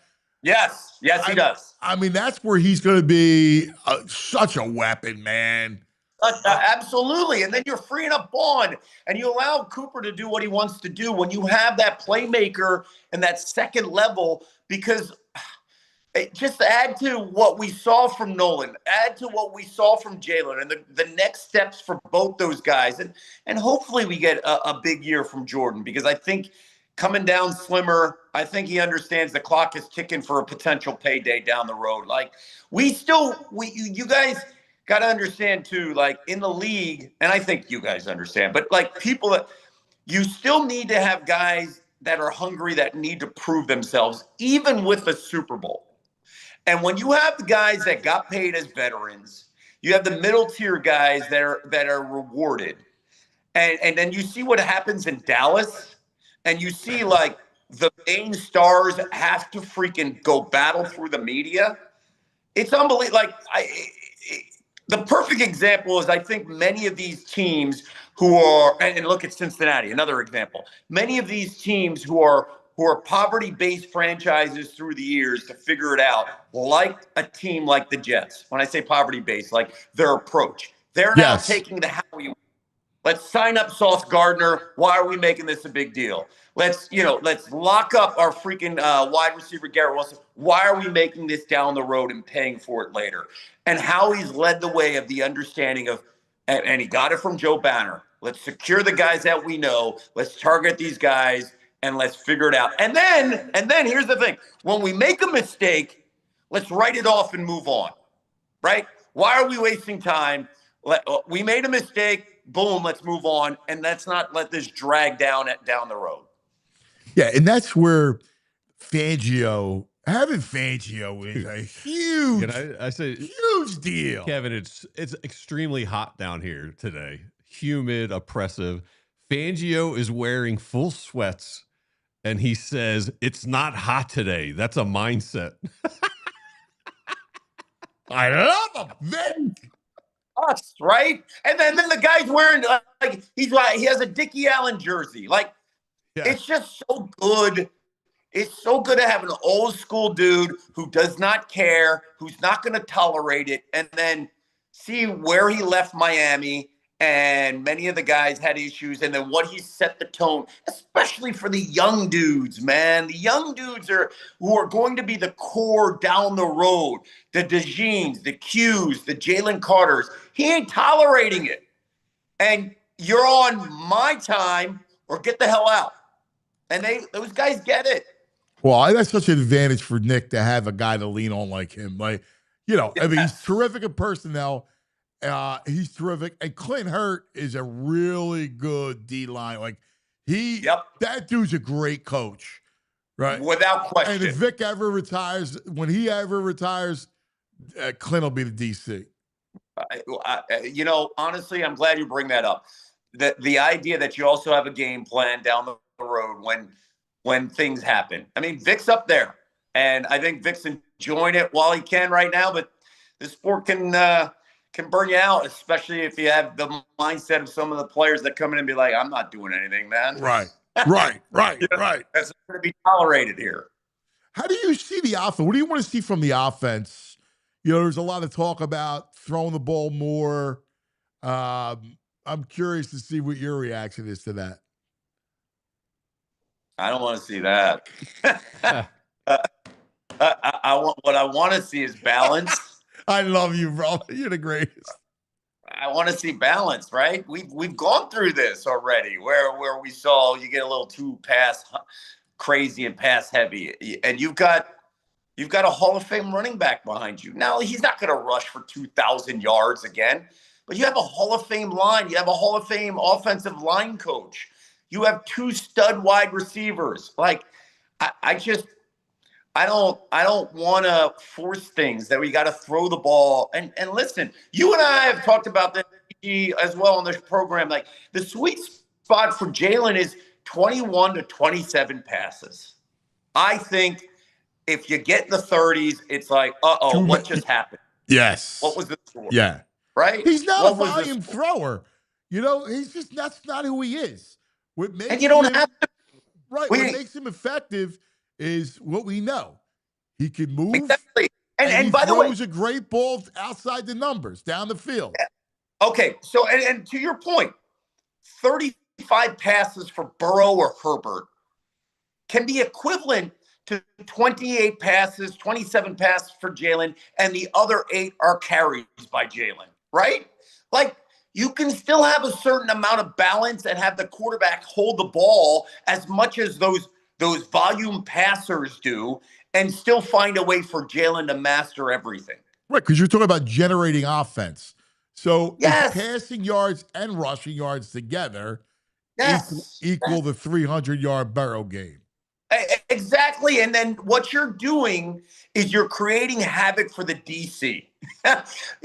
You don't need to force the ball. That's the one thing I do not want to do. Don't force the ball. We got to throw it a certain amount of time. Why? I thought Kellen Moore, after, the whole meeting in week 4, after the Bucks fiasco, I thought the conversation changed everything. Hey, let's have balance. Let's figure it out. Let's not force the ball. Let's not forget we got 26 behind us and we have a line. We don't need to prove anything anymore. No. So what's your view on preseason? So I'm actually looking forward to the preseason to see McKee. Because let me tell you, they love McKee. Love Tanner. I love that. Hey, up the value, right? I know that teams wanted him and inquired about him, and they were told he's going to be an Eagle for a while. They're not looking to move him. That's a great thing, but it also shows you the genius of Howie, because Howie's made incredible August decisions with quarterbacks. We've seen that through the years. The Eagles have made incredible decisions with quarterbacks because of the system, right? Yeah. But I'm with you. If there's one guy I want to watch, I want to watch Tanner. I want to watch the guard play and development there with Steen. But that's about it. My whole philosophy is just don't get hurt, man. Just don't get hurt. And also warn everybody that's in the Delaware Valley that week 1, week 2, week 3 is very much preseason. Yeah. September is getting the season underway. Yeah. Don't panic on how they start and how they look the first 4 weeks. Yeah. Well, I mean, we're not that far away, dude. We're not that far away. Waking up on a Sunday morning, on a Saturday morning. The air is crisp. The sun is out. There's What did you learn from Media Day? Anything for the Media Days? Big Ten SEC? That the Big Ten, man, is pushing their format, and everybody's got the memo, and that's a little annoying. I'm not sure if the idea that anybody can raise that a team that's 8-4 should be in the playoff, then what are we doing? We're watering down the whole sport in the regular season. I think I don't want anything to do with that. I think the thing with the Big Ten I find most curious about is Ohio State's going to be still really, really good because they have the 2 best players in the sport, the best player on offense, the best player on defense. I mean, Jeremiah Smith is the best player in the country on offense. He's ridiculous. And Caleb Downs is the best defensive player in the country. Right? What about the quarterback? I think their quarterback's going to be interesting in their situation, but Chip's not there. Hartline moves in. You know, they got to keep Hartline because he's Hartline's an incredible recruiter, and that receiver room's unbelievable because of him. So you promote him. I'm curious to see, you know, and Day was very obvious in saying, we're not changing our philosophy. Chip stayed with our philosophy as well. I thought Chip did a really good job in play calling last year with their 2 running back system, and Will Howard fit them perfectly. I'm very curious to see what they do at quarterback. But I found the conversation in the Big Ten centering around Penn State most fascinating. And it's taken on the national narrative everywhere that team could be the number 1 team in the country. And now what are you going to do? The expectations are there. They all came back. Has, the quarterback taken the next step? And have you given this quarterback enough wide receiver options? Because what they did last year in that offense was a travesty that they did not have one number 1. Just one number 1 wide receiver. They didn't have a credible wide receiver. They barely had a credible wide receiver. It was unbelievable that your tight end's your best player. Without question. And that tight end was a phenomenal player, but he shouldn't be your number 1 wide receiver. No. So I'm curious about it. They lose Abdul Carter, but that defensive line is freaking fantastic. That was my takeaway. Okay, Penn State, all eyes are on you. If you go to the SEC, I find it really fascinating. You'll see it on ABC week 1. What poor Brian Kelly, because this could be a week 1 loss again that we have seen in his history at LSU, and how much pressure is going to be on him because he's got an incredible you think they lose? Clemson is really freaking good, man. I think Clemson is. I think Cade Klubnik in the final half of that season, a completely different quarterback. We saw a quarterback that was highly touted, and I think Cade Klubnik is the real deal. And I think Clemson's going to make the playoff. And that conference, I mean, you're going to win that conference. Yeah, but I also you're right. The conference got some question marks. Miami's going to have. I'm curious to see how Miami plays. Just because there's going to be a lot of pressure on the quarterback there, and he's not Cam Ward, and Cam Ward was spectacular. And their defense isn't that much better than it was last year. You're 100% right. And that coach does not help that team in close games. I think another team in that conference. No one knows what's going to happen with North Carolina. No. Plain and simple. I don't think anybody knows, and I think it's going to go this way. If they win, it's like, of course. And if they lose, they're going to be like, yeah, of course. Right? Literally no one knows because very little information's coming out. Right? I think the team to watch in the ACC is Georgia Tech. Yeah. I think Georgia Tech. Yeah. I think Tech's I heard good things team about them. Yeah. that can ruin some seasons. Yeah. And Texas coming in, I'm curious to see what we get from Alabama. I've heard a lot about Georgia's defense. I heard Georgia's defense is back. I know they had 2 first-round picks in that line. I heard Georgia's defense is the Georgia defense of old. Wow. Yeah. So we'll see if Gunner can play. See the Georgia defense. Oh. Yeah. We'll see who's going to be playing for the Eagles next year. Yeah. LSU is interesting in that, Klubnik, I didn't think was. I know. Look, he's mobile. He can move. I like Nussmeier, man. I'm a Nussmeier fan. He throws a beautiful ball. He throws a much better ball than Klubnik does. Without question. Nussmeier's decision-making, Nussmeier really likes Nussmeier's arm. And that can lead to some trouble, right? Yes. Yeah. Very much a gunslinger. Yes. Here's one thing Nussmeier has. His pops, of course, really, really good quarterbacks coach, OC, and all that. And he's now in New Orleans. Nussmeier throws a ball like a seasoned pro quarterback. He is anticipating windows. And that's why every NFL scout's going to fall in love with Nussmeier.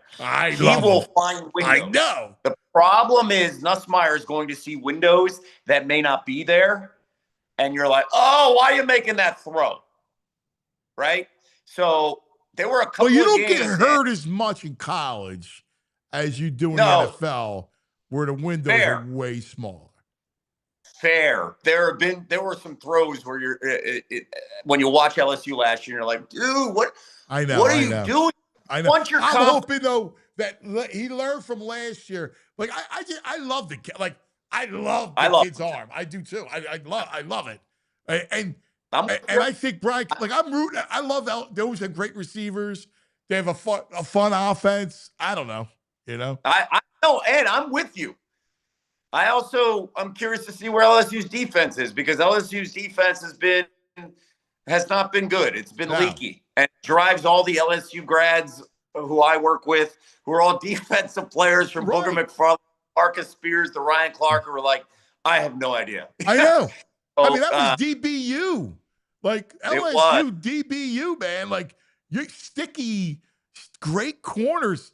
You know, Honey Badger, and and defensive like linemen that were just athletic freaks, linebackers that can,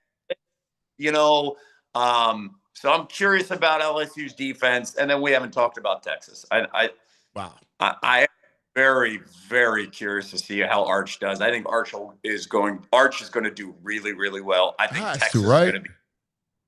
I think Texas is going to be really. So, like, to me, they're the number one team in the country, right? Like, yeah, I think so. Yeah, I do too. I mean, all due respect to Penn State. Arch is going to play so well, I think. Yeah. That there's going to be a lot of people saying, "What was Sark doing? Why didn't he play in the playoff more?" Dude, I think you're at the shadow of the goal line, and you don't bring that kid in. Criminal.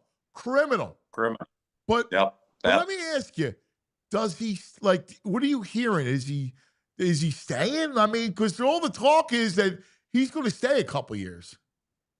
The Mannings don't have to go anywhere. They have a set plan, right?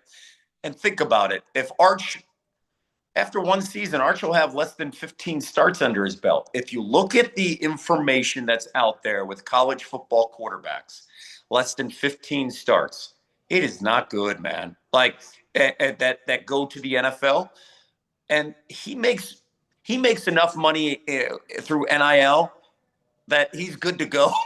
Exactly. Art makes good money, man. And so there's no rush. And I thought the Mannings have made incredible decisions about this. Hey, we're going to do it the right way. He's going to enjoy the experience. He's going to be in a masterful offense with a phenomenal guy who understands, in a program that's going to be stable. I think everything they've done with Arch has been genius.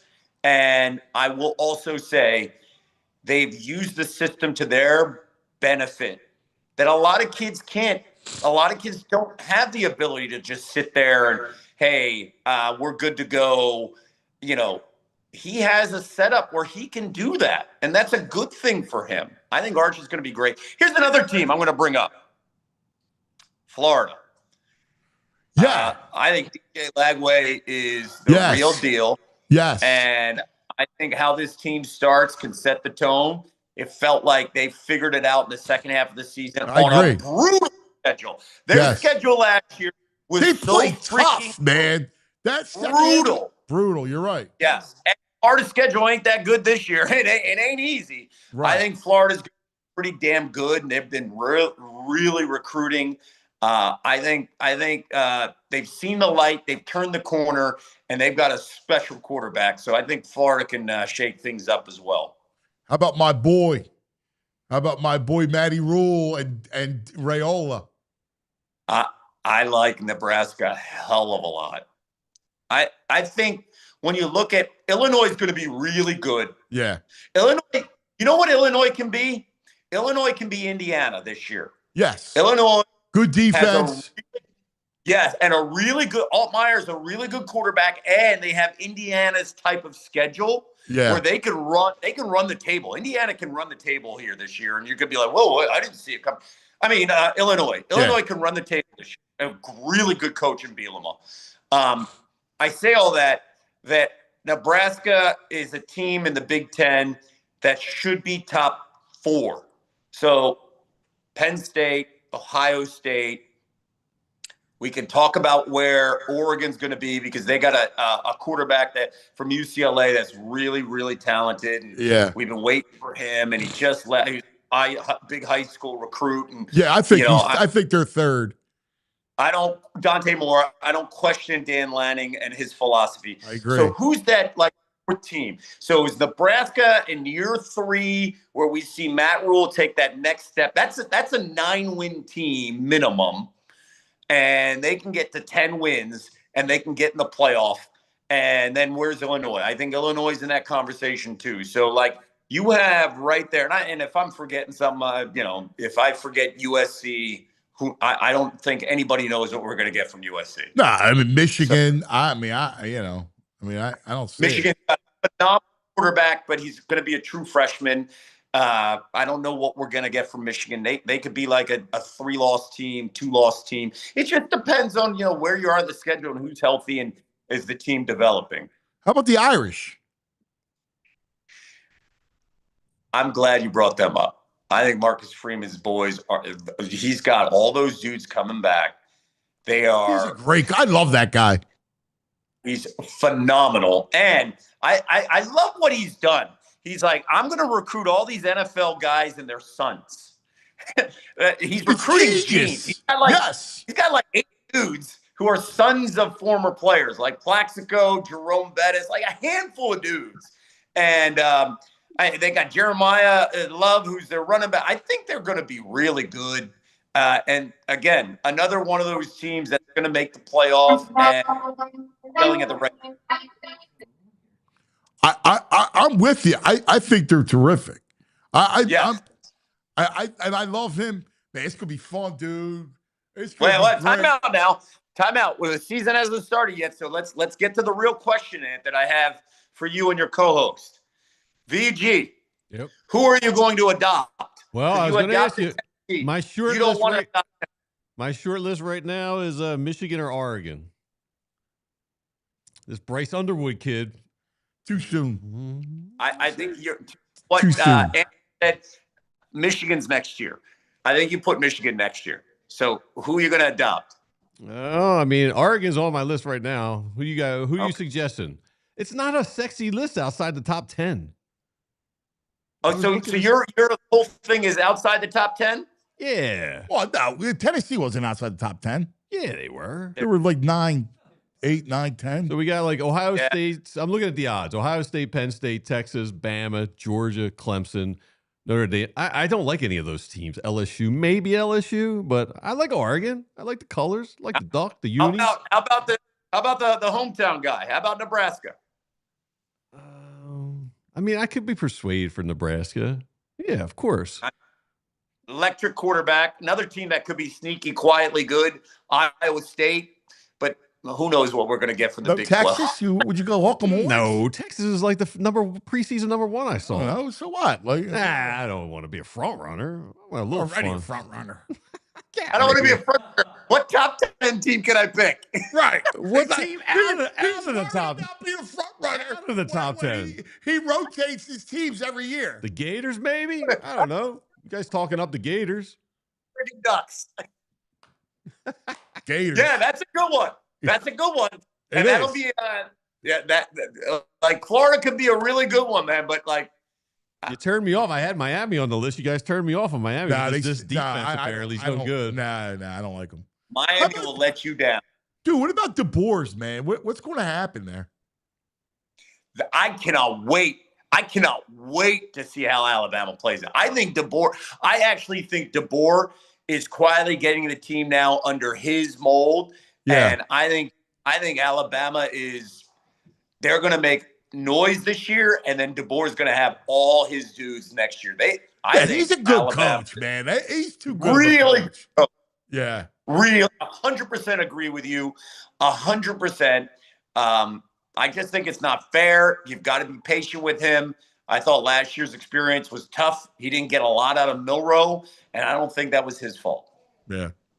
Yeah, I agree. I'm with you. When is it? How much time do I have? When's week 0?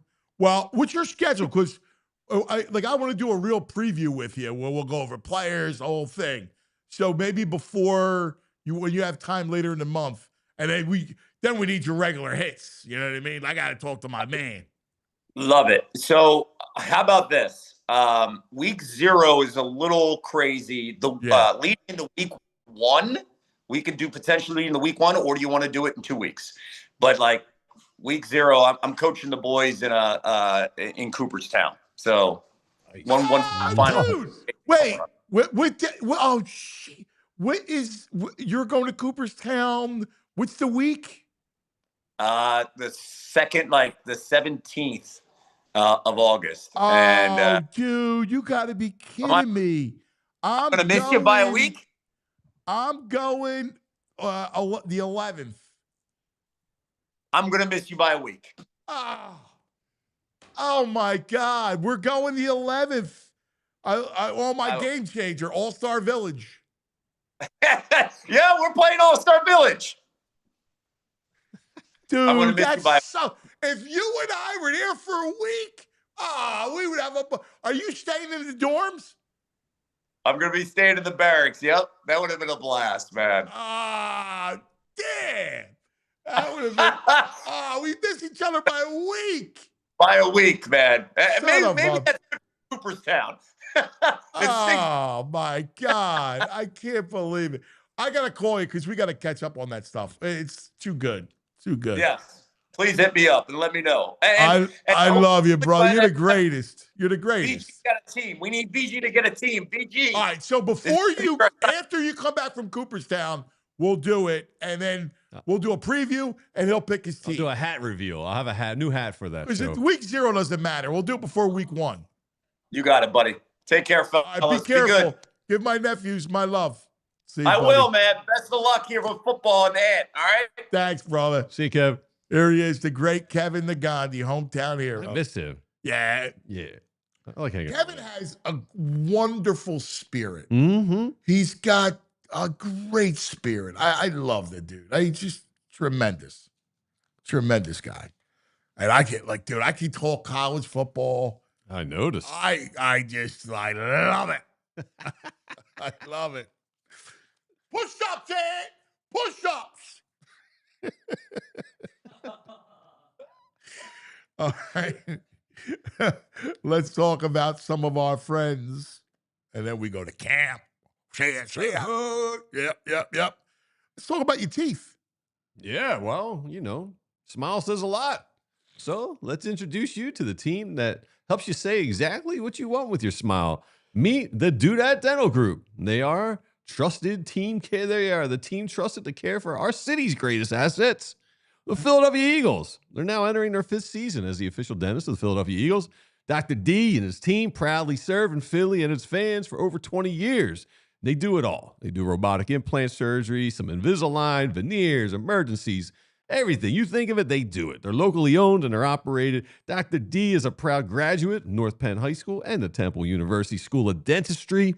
His commitment to the health and confidence of our community runs pretty deep. And whether you're an MVP or a lifelong fan, this is the team for you. This is the team that you want caring for your smile. So check them out. PhiladelphiaEaglesDentist.com. PhiladelphiaEaglesDentist.com. And discover how you can smile like a bird or smile like an eagle. I like it, dude. Smile like an eagle. Very good. Steve Miller Band. That's very good. All right, let's talk about Parks Casino, Street Road, Ben Salem. The great Parks Casino. We love it. We love our music on the show, right? Oh, yeah. We like hearing you guys sing. We love it, yeah. Right? I need it's Joey to chime in. All right. Here we go. Just announced at the great Excite Center at Parks Casino, Aaron Lewis. Saturday, September 6th. Yeah. It's been a while since I could hold my head up high. It's been a while since I first saw you. Yeah, it just got to go. It's been a while.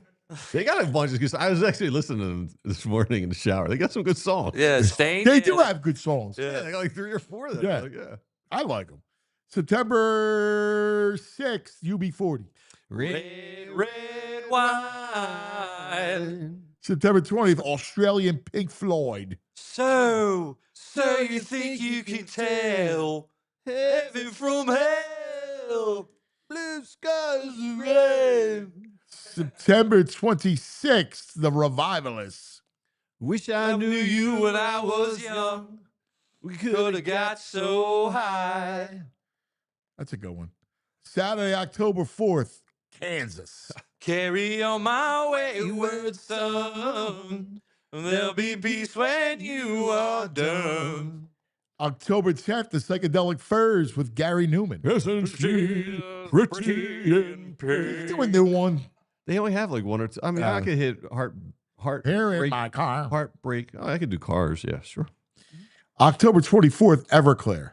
I am still living with your ghost, lonely dreaming of the West Coast. October 25th, Almost Queen. We got a request for this one. Radio Gaga, someone asked for. Do you know that one? All we hear is Radio Gaga, Radio Goo Goo. That's great. Saturday, November 15th, Bill Murray and his Blood Brothers. Yes, that Bill Murray. Tickets on sale at parkscasino.com. Going to be 21. Gambling problem, call 1-800-GAMBLER. All right. A lot of fun all day. Now I need camp update. Hey. Hey, I saw a health update. Let's go to our man on the scene. The one, the only, Bo Wulf. There he is. Look at him. Got the sunshades on. Looks like a film director out there. Scouting How are we talent. doing? I love it. I'm off to the side, hoping that I can like go on my tippy toes and see what's happening in the team period on the far field there. Trying to give you a little play by play if I can. Dorian Thompson Robinson in the huddle at the moment. Bo, How hot is it? yeah. I mean, extremely hot. They moved the practice up an hour because of it. Makes sense. Hasn't changed how much I'm sweating, but we're happy to be here. Yeah, without a doubt. So they moved it. All right, let me give you one play here. Dorian do Thompson it. Robinson in shotgun with the threes, drops back. It's a draw. They can't tackle the quarterback. What are we gonna do? Oh well. Are you going to go, he's looking, he's taking off? It was just a straight draw. If it had been a scramble, I could have given you that. But. Yeah. Just look in his lenses. You can see all the plays. Yeah, there you go. Hey, Bo, people are a little upset. No, they're nervous in the chat. Nolan Smith did not practice today with a concussion. Yeah, that's the injury report. And I don't know how we got that concussion because he practiced yesterday. I mean, it must have come from just sort of a helmet-to-helmet contact thing at the line of scrimmage because, I mean, I don't want to speculate. It could have maybe he banged his head waking up in the morning or something like that. But he was a full practice participant yesterday. And we actually noticed that in one-on-ones yesterday, he was like sort of slowing up a little bit. And I didn't know if it was because of the pec, but yeah, concussion is not ideal even before they get in pads. So Josh Uche working as the first team left defensive end in Nolan Smith's place today. But as long as he gets back for the regular season, that'll be all right. But I do have to say, like, this is not a part of that conversation necessarily, but Nolan Smith, the way that he plays, he is so physical and he's sometimes reckless with his body, the way that he attacks blocks and how slight he is for the position. I do think that the team is like a little bit on edge about, can this guy make it through a season intact?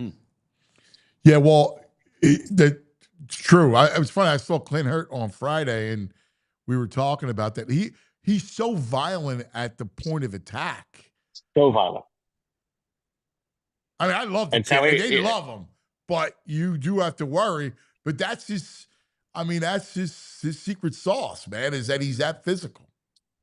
Yeah, I don't think you would ever tell him to be less violent, right? That would take away what makes him so great. So you just got to sort of cross your fingers and hope and do all of the preventative stuff that you can with his body, as it looks like practice is now wrapping up, the team going in for a huddle.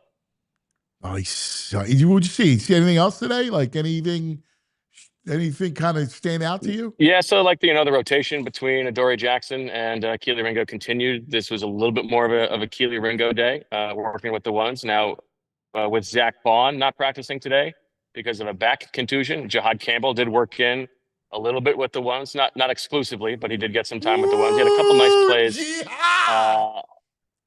Couple nice plays in coverage on Dallas Goedert, although there was one where he was also flagged for holding.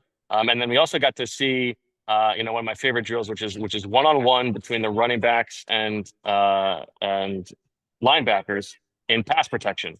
So the linebackers are rushing the passer, and you're going to see how well the running backs can pass protect. And in that drill, going up against running backs, Jahad Campbell looks pretty spicy. He was able to make mincemeat out of the legs of Will Shipley. Yeah, man, he's Vic's going to have fun blitzing him. He's going to have fun from the second level, shot out of a cannon. I cannot wait to see that kid blitz from that second level. He's going to be much more effective like that than on the edge from the this year. I think that's right. And we haven't seen him take any reps as just a defensive end with his hand in the ground or anything like that. I think you're right. That is the way that they used Zach Bond a little bit more in the beginning of this season last year, where he was that replacement fifth rusher, or sometimes if an end was dropping. I think you will see him be doing that, but even more than they did with Bond. Makuba out today? Makuba out again today. So once again, it was Cooper DeJean in base and Sidney. Yeah, I got a sense not that ideal. What's that? Not ideal for Andrew Makuba to be missing this time. No, and you could see, I could see Coop. Could you see Coop starting the season in base? Because I can. In base at safety, yes. Yeah. Yes, definitely. Yeah, I can. He's going to be on the field, and it is you could make a good case that Cooper DeJean is their best safety, their best nickel. So Vic Fangio had to decide not necessarily what is best for Vic, not necessarily what is best for Cooper, but what is defense in terms of who are the other guys who would be on the field based on where Cooper is playing. Have you seen Tanner throw it all?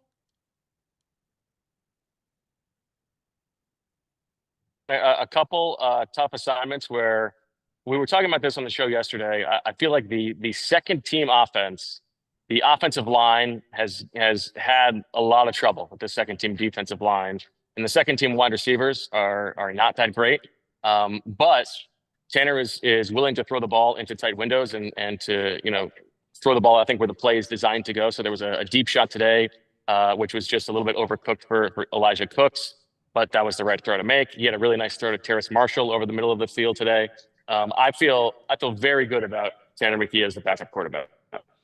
Yeah, I do too. And I do know that there was a lot of heat on him from other teams inquiring about him. And Howie was like, nope.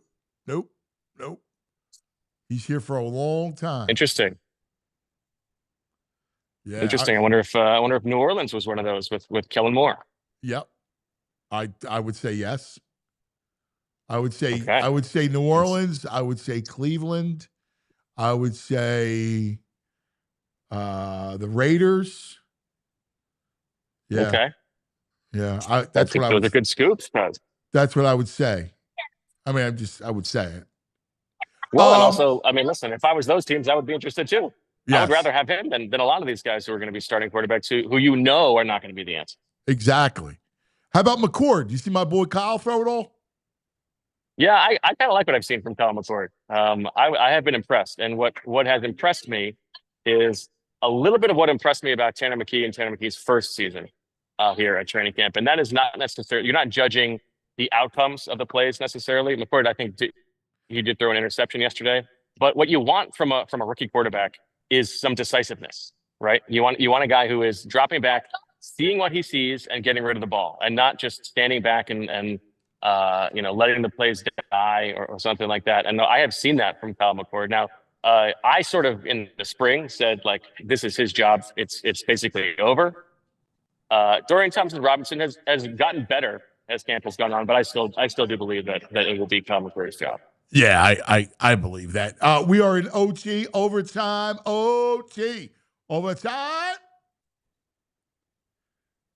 Yeah, I mean DTR is what he is. I mean, I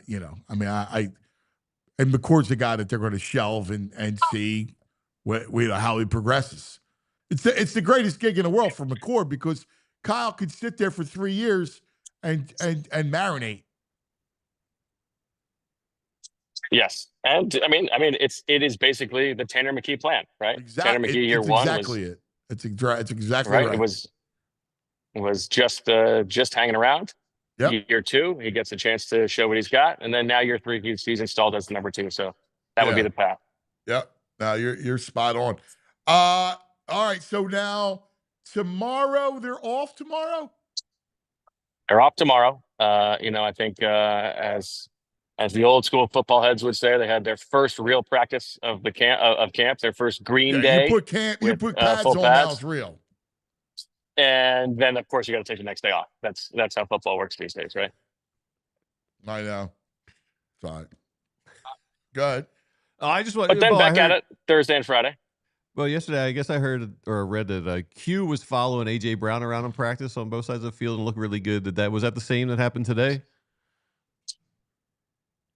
Yes, they can actually. Quinion spent a little bit more time on the right side today, which is, of course, where he played last year. And most of camp, he's played on the left side. Spent a little bit more time on the right side, but was at times following A.J. Brown. And I do have to say, I don't know if you guys have talked about it yet, but I mean, Quinion looks so good.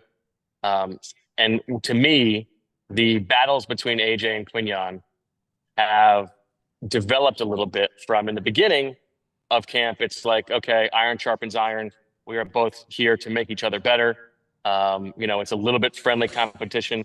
And now I think it has ratcheted up a little bit because they go against each other so much. And it is like they have graduated from teammates trying to get each other better to the guy who thinks he's the best wide receiver in football, the guy who thinks he can be the best cornerback in football, just going up against each other every play. And it's a wide receiver against a cornerback. It's not necessarily teammates. Nice. Yeah. Nice. Dude. It's going to be awesome. Bo, 2:00 today. What do you got cooking? 2:00 today. We've got Fran and Zach here. We watch practice. We'll give you everything you need to know from the first day in pads. Love it, brother. Love it. Great job. Say it. Huh. On 2. Thanks, guys. See you, Bo. I think Bo's phone's cooking out there. Yeah, it was. He was. I think Might you're be right. a little too hot for the phone. Yeah, he's probably getting that notification. Isn't it crazy? Yeah. Your iPhone. Put me in shade. Yeah, yeah. Oh man, that was awesome. Look great. All right, dude.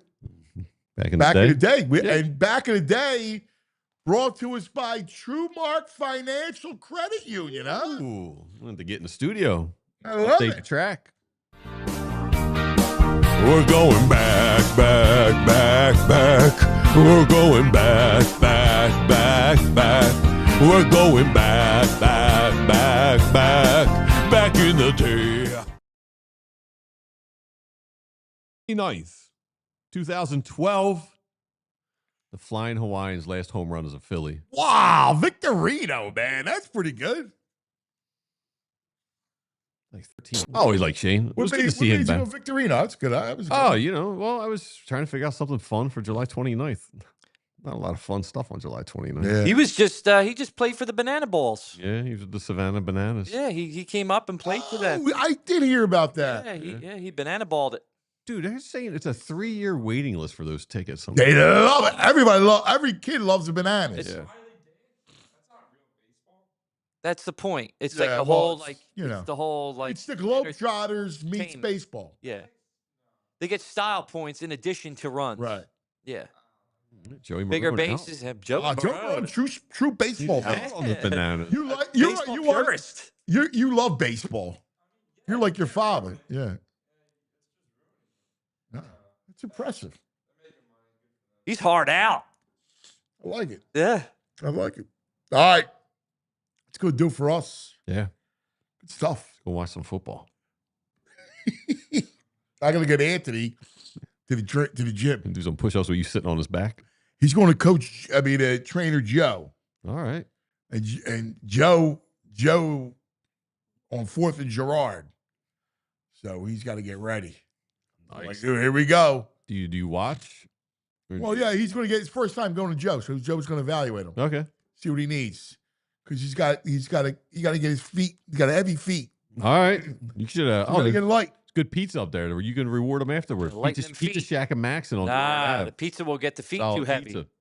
No pizza. Too much dough. Yeah. Get him on some pizza. No pizza. All right, he's got work to do. Kale salad. He's a growing kid. Pizza him up. All right, great job, Andrew. Great job, Joey. Yep. We love you guys. All right, go Phils. You need the lizard tonight to pitch well. Oof. All right. Jeez. All right, we'll see you in the morning. We all silly like the mayor.